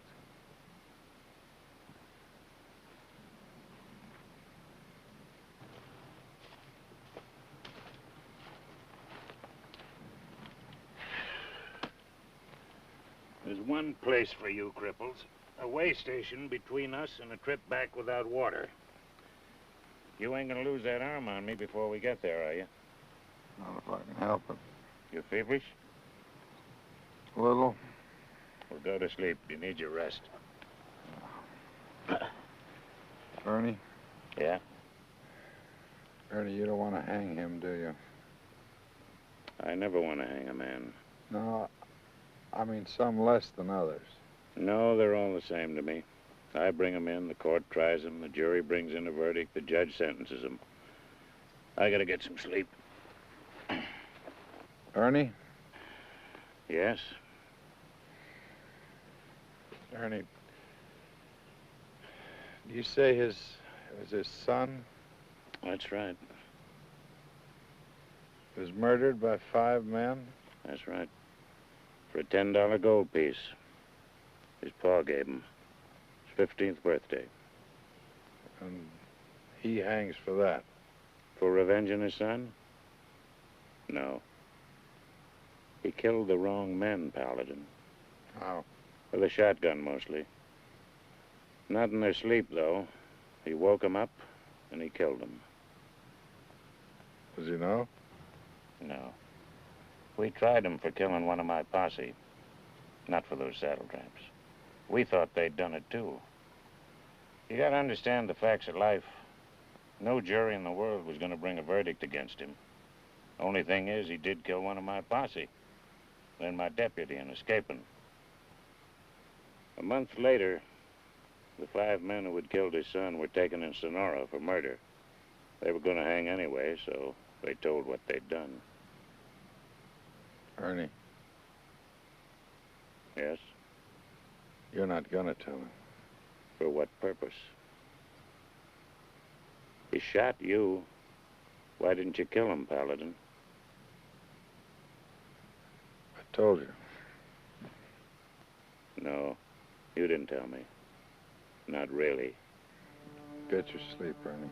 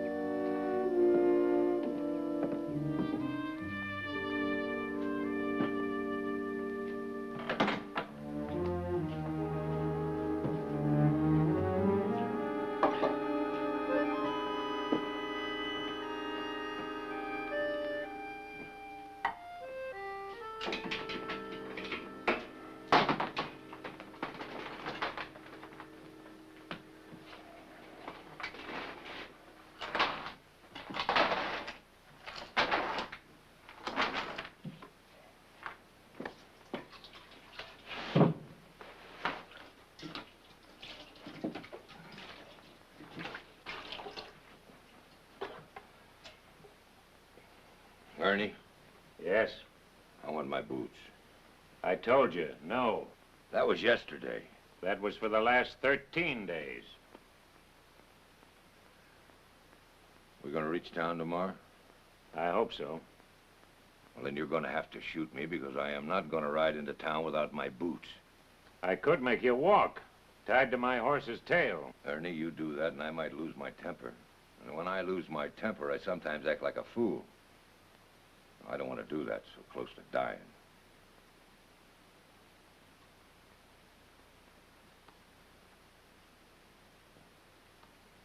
I'll give you your boots just before we get into town.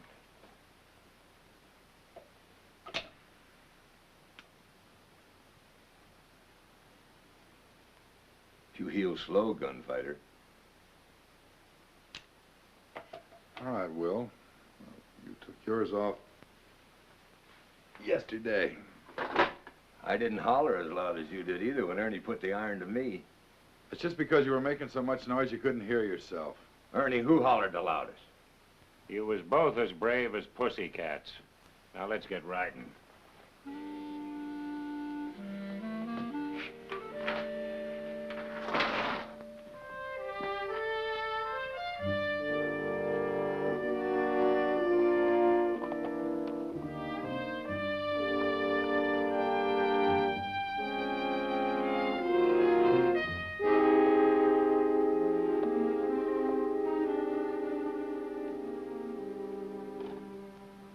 Another of those fancy cigars, Paladin?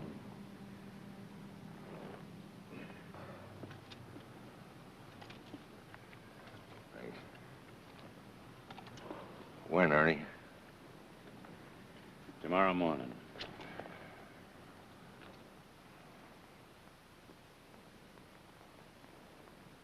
That's right. No sense in wasting time.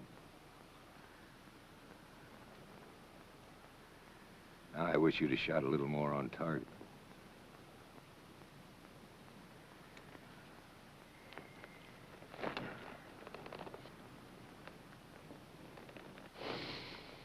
All right, let's go. Where to, Ernie?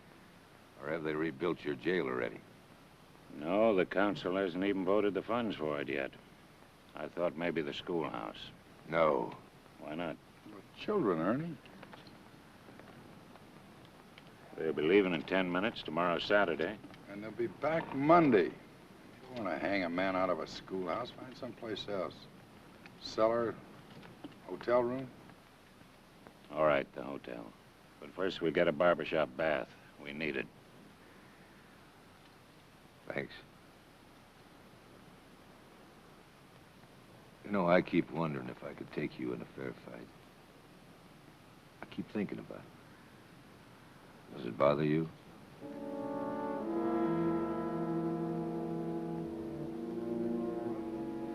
Some.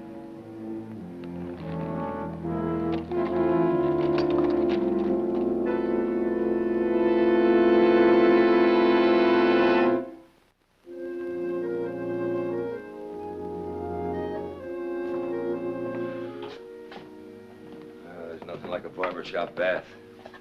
Nothing in the world. I almost feel like a new man. You smell better, too. Downwind, you weren't exactly a rose garden, Ernie.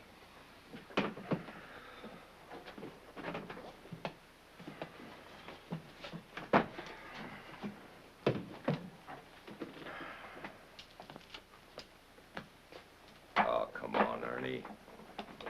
Shave first, sir? Uh-huh. You got something to read? Yes, sir. It was due last week, but it just came out today. All fresh news. I haven't had a chance to see it myself yet. Making you nervous, Sim? Yes, sir. I won't bite.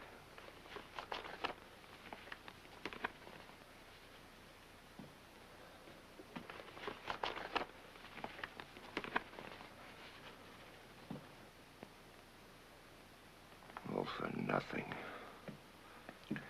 What's that, Mr. Tybee?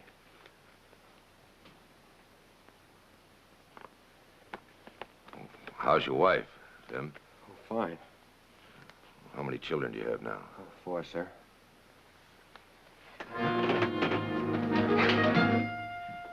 If you mean to use that shotgun, Ernie, get on with it. But you'll use that razor. I've killed 7 men since Christmas. 2 of them were men I liked. Now put that shotgun over here and unlock those chains. Because one more doesn't matter at all.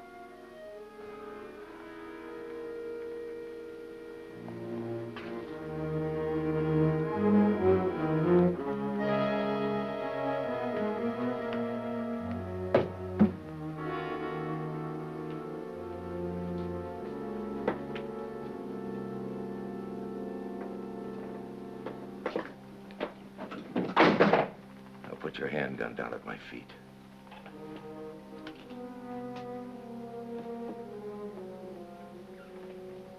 Sim, tell Mr. Paladin how many children you've got. He didn't hear you. Please, sir.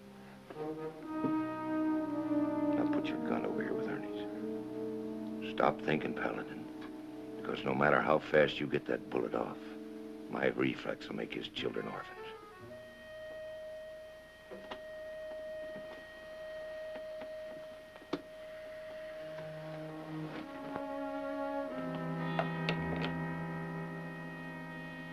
Now back against the wall.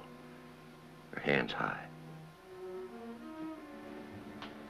I like to see a man's face.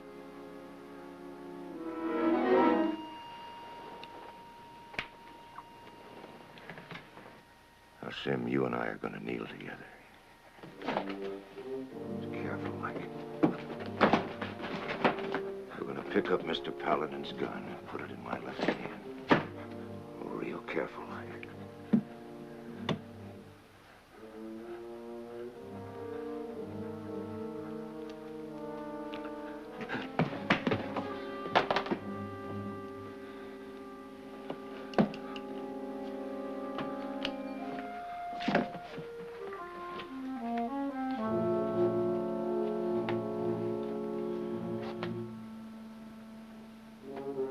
Now, Sim. Take off the sheriff's boots.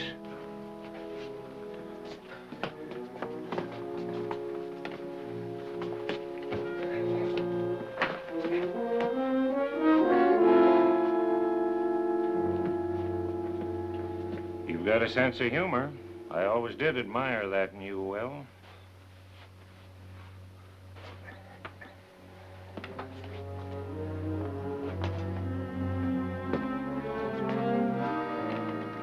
I truly hope you don't try something foolish.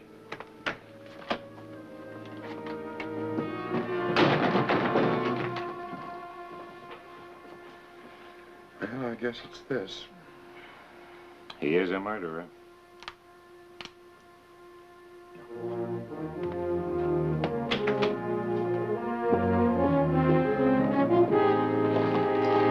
Will!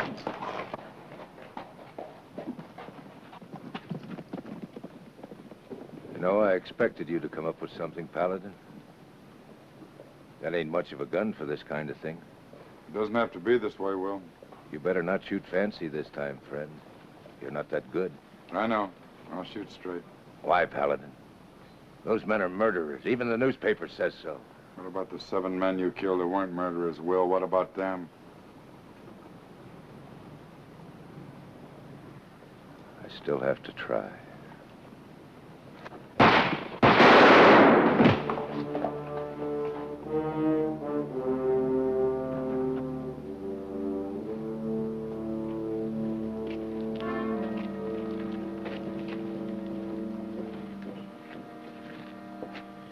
Go on, get away from him.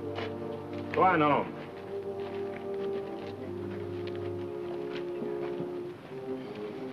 Well, let's get him to the undertaker, and I'll buy a beer. Ernie? Whiskey. Then you pay. He was a man. A Montefiore. American primitive.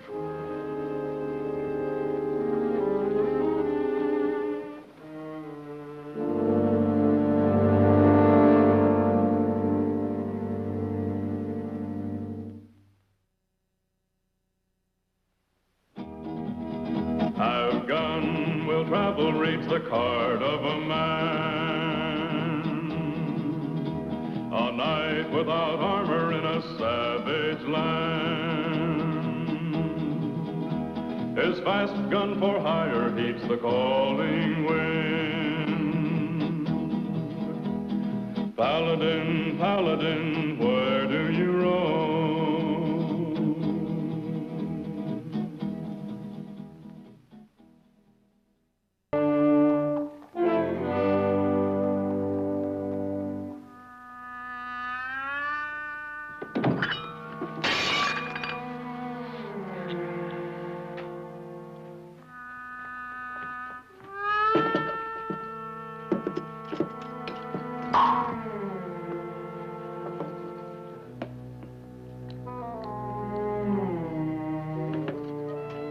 Time to get ready. Early worm catch the bird.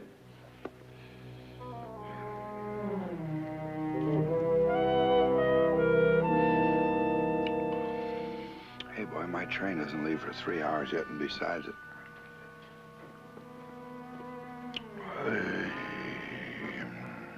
It's the early bird. Oh, Fort Smith, long way. You have to ride fast. I have horse ready. What horse? Saddle on horseback, saddle back on saddle, train ticket in saddleback. You have to get dressed right away. Hey, boy. There are the deserts and mountains of Nevada, Utah Territory, Wyoming, not to mention the great prairie lands of Nebraska and Missouri before I even get close to Fort Smith. Now go and get the ticket back out of the saddlebag. The horse and I will take the train. Oh, Mr. Fairchild, is he bad man? Mr. Fairchild is a very bad man and has 7 dead wives to prove it.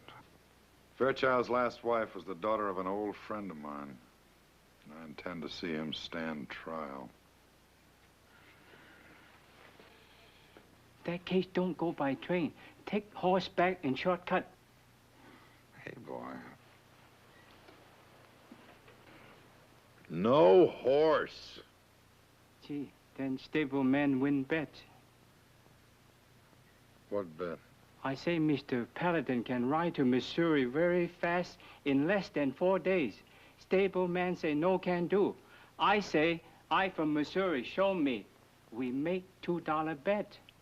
Well, hey, boy, you have just lost a $2 bet. Now go and give the stable man his $2 and get my ticket out of the saddlebags and bring it back here. The horse and I will take the train. Bucket Dolly. 又唔見咗2蚊，唔知點樣好啊！唉，真係論盡啦，走人啦！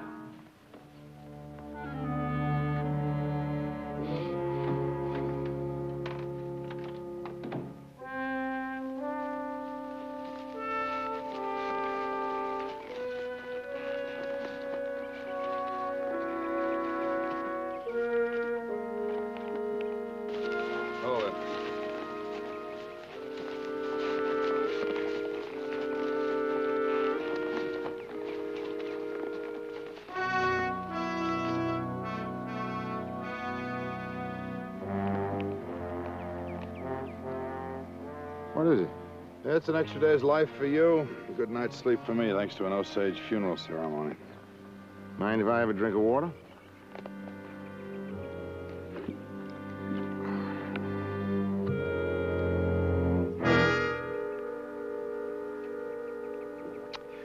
Hot weather like this is mighty good for cotton. You know, I have 2 sections prime cotton land down near Denton.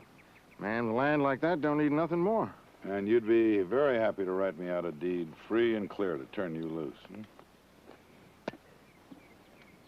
Which one of your 7 wives did it belong to? Was it Emma? Did you poison her, or is she the one you stabbed with a pitchfork? I drowned her. I couldn't keep the land if I killed her straight out. I think, Fairchild, you had better shut your mouth. Go ahead.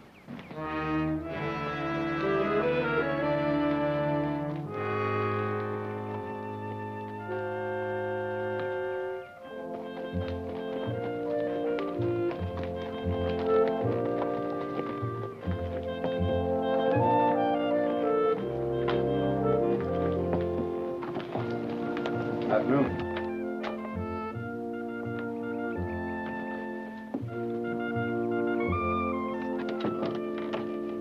I beg your pardon, ladies. Is there a house in this community that takes boarders?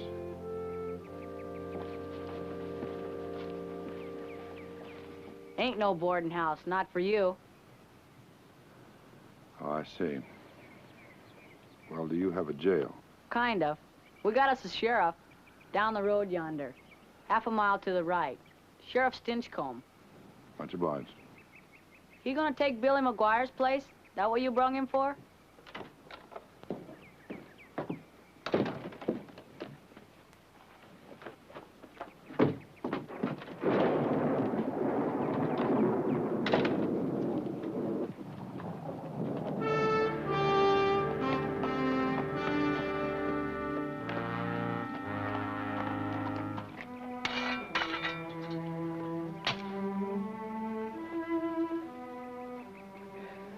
What he done was a terrible thing, but I ain't making no excuses for him.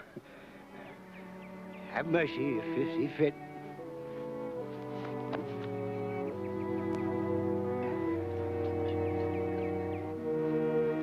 Amen.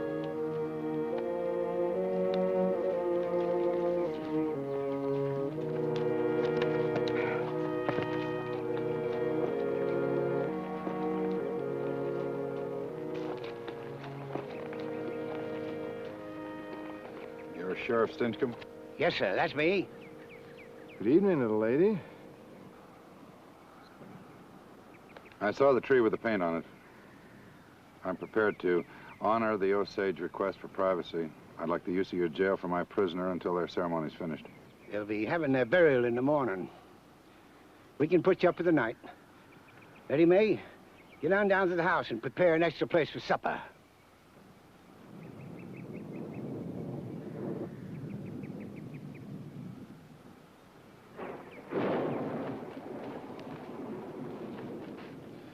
Mighty pretty woman, your daughter.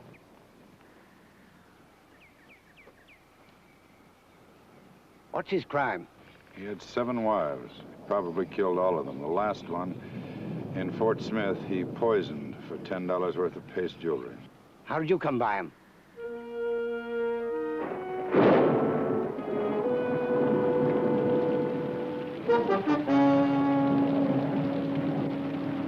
Animal like him deserves what he gets. Well, let's get him over to the shed. Follow me.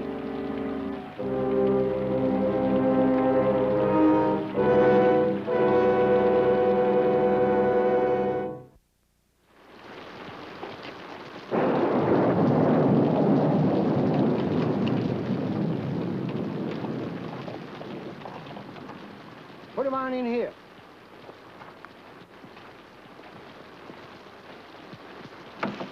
Ain't you going to take these off? No, sir. Not till you're dead.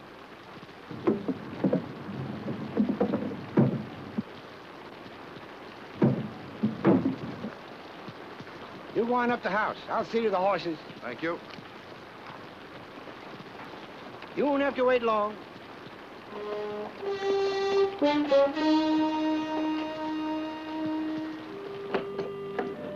I wish it hadn't rained so soon. Him up there in his grave. That was Billy McGuire your father buried.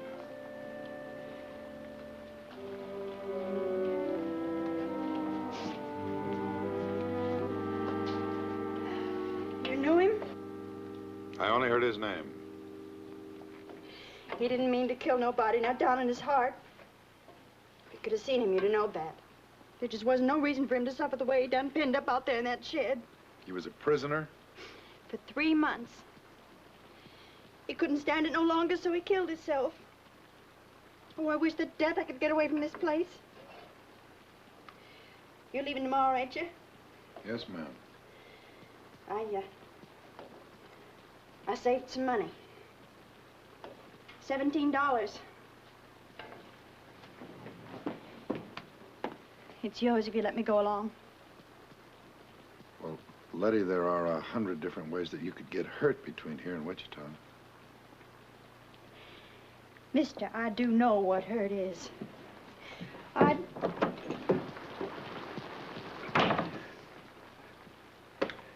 enough water coming down out there. What are you sniveling about? Something gnawing on her. I'd like to know what it could be. What did Billy McGuire do? Killed his uncle. Shot him down the street of Locust Grove. Took a deputy 4 days to catch him. And you brought him here to die? 3 months later, 150 miles from where the crime occurred.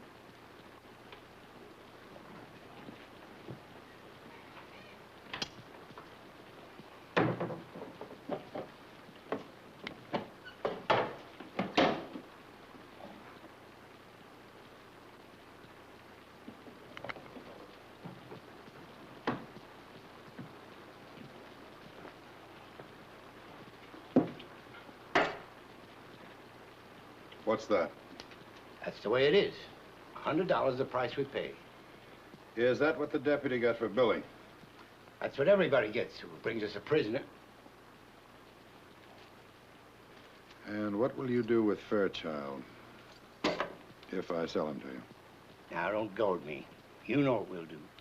The Osage chief can't be buried without a scalp to send him to glory. And you expect Fairchild to provide the scalp. There's a hill 10 miles from here. We'll take him out there. The Osages used to get their burial scalps from the Pawnee till the Pawnee moved out. Then they got to raiding us, coming down at night, picking out anybody they could find. So one night we had us a horse thief out in the shed ready to hang come dawn. And an Osage chief died. So we took the horse thief out by the hill and left him by one of them painted trees. We were never bothered again.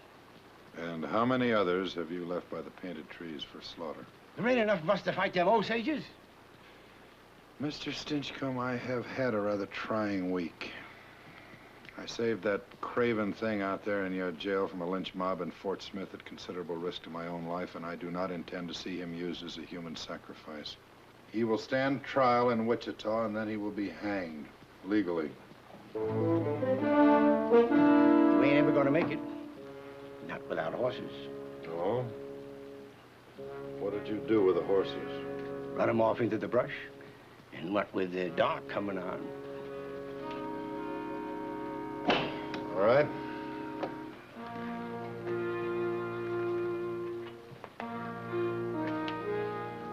You make no mistake about this, Stinchcomb.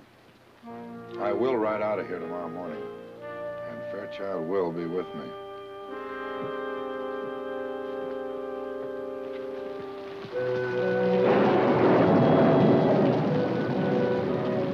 I bring you the Bible you asked for. Oh, bless you, ma'am. You know, they took me away from the schoolhouse so fast, I didn't get a chance to bring nothing with me. You a schoolmaster? Down in the Choctaw Nation. I never got cooking like yours down there. Them pork dumplings was something. Thank you. I'll bring you some coffee directly.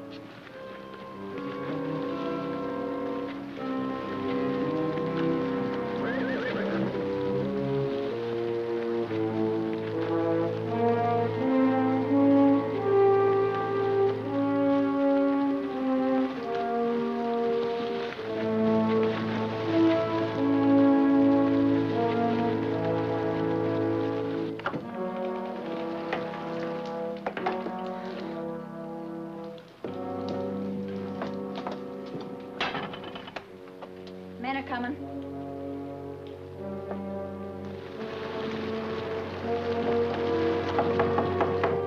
Come in.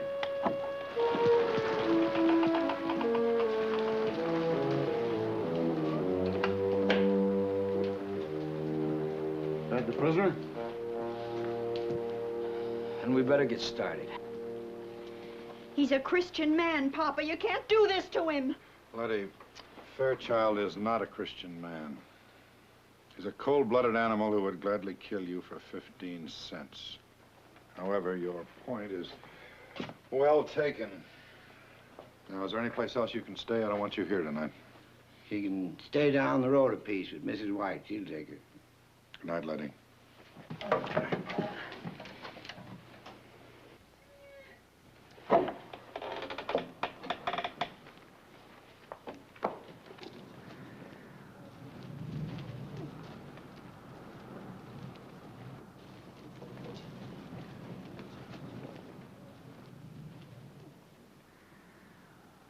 Help yourself. Fixing and giving us a rough time. If you force me to it, I'm fixing to give you a rough time. Now, gentlemen, I suggest that you stack those rifles against the table.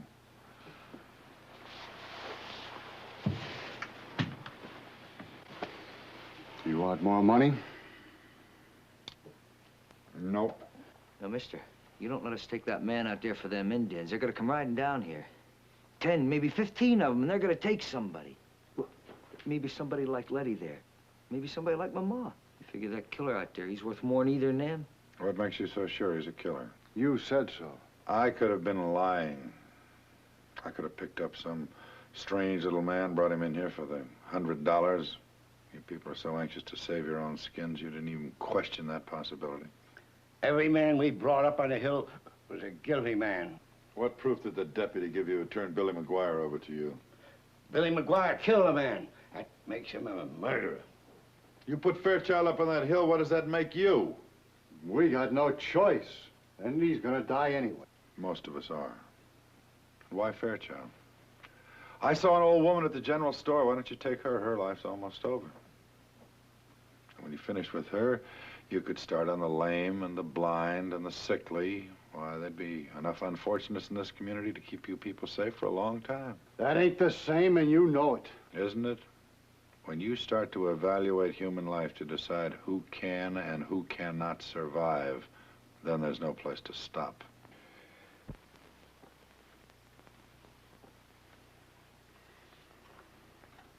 You know, the rain stopped.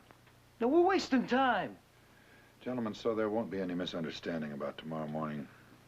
When I ride out of here, Fairchild goes with me. I wouldn't like to kill somebody else for the privilege of taking Fairchild out of here, but I will if it's necessary. I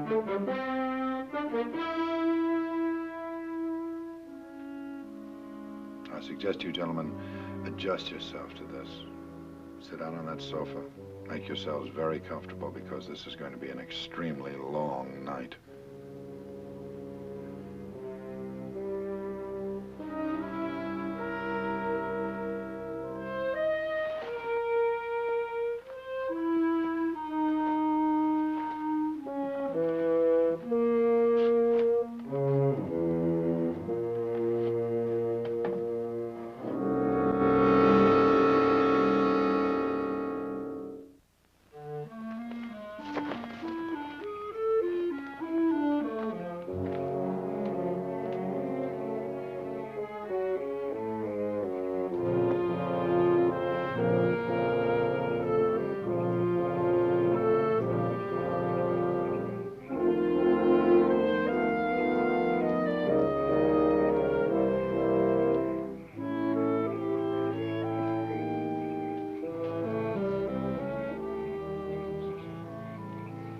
Mr. Fairchild.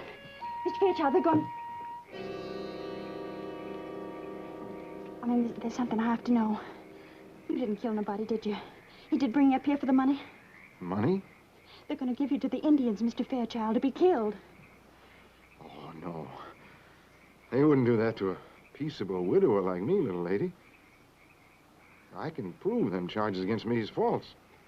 I knew you was guiltless. I just knew. If I was to let you go, would you let me ride along with you away from here? Little lady, I wouldn't rest easy unless you came with me now.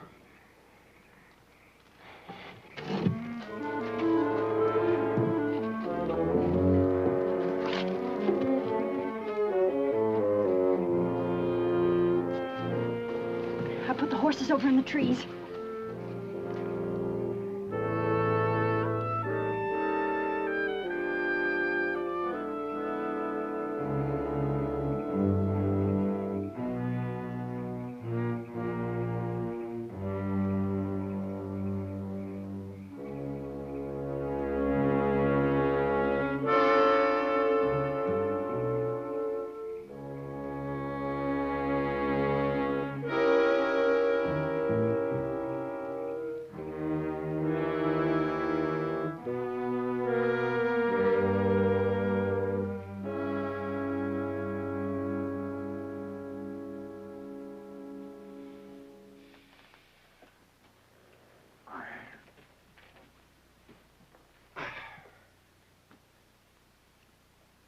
Well, it won't be long. Almost daybreak. Paladin, come out here.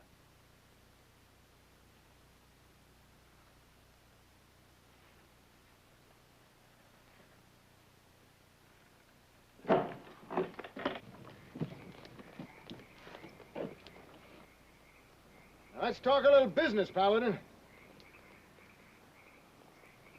Get back inside and stay out of the way. Turn her loose, Fairchild. No, sir.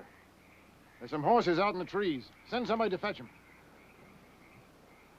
Jenkins. He's got 2 horses down there in the trees. Go get them.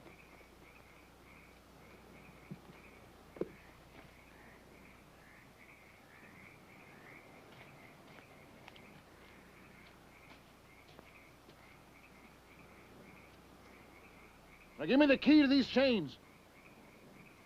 And your gun.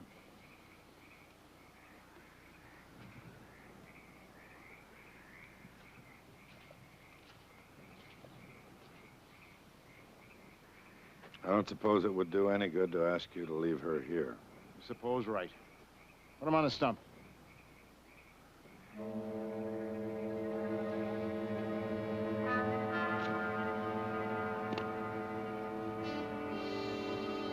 Now turn around.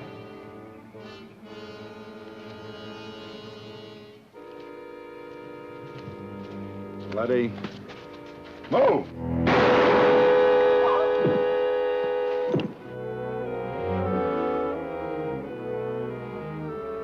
Paladin.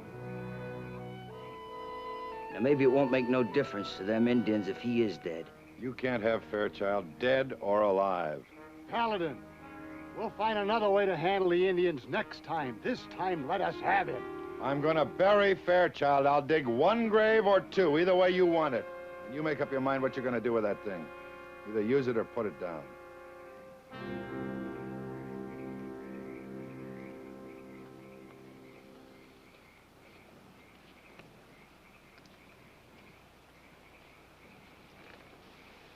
Letty, I will be riding south to San Francisco. If you like, I'll take you with me. Where's my father? He's in the house. Thank you, Mr. Paladin, but I won't be going now. There's a need for me here. Maybe that's what I was running away to find. Now, if you'll excuse me.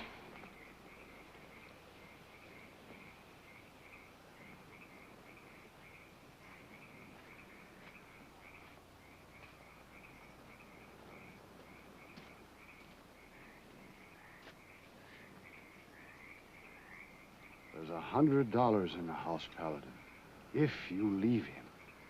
You stall the Osage until noon. They'll have to bury their chief with a totem scalp. Piece of a beaver pelt, foxtail. You get them to do it once, and you'll never be bothered again.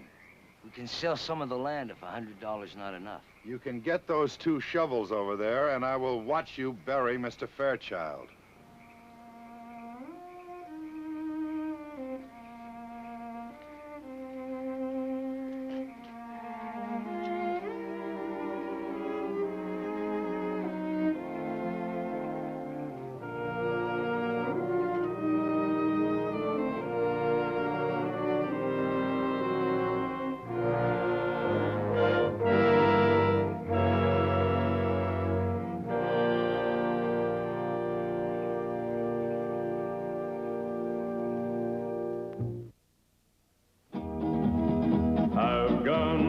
Travel reads the card of a man. A knight without armor in a savage land. His fast gun for hire heeds the calling wind. Paladin, Paladin,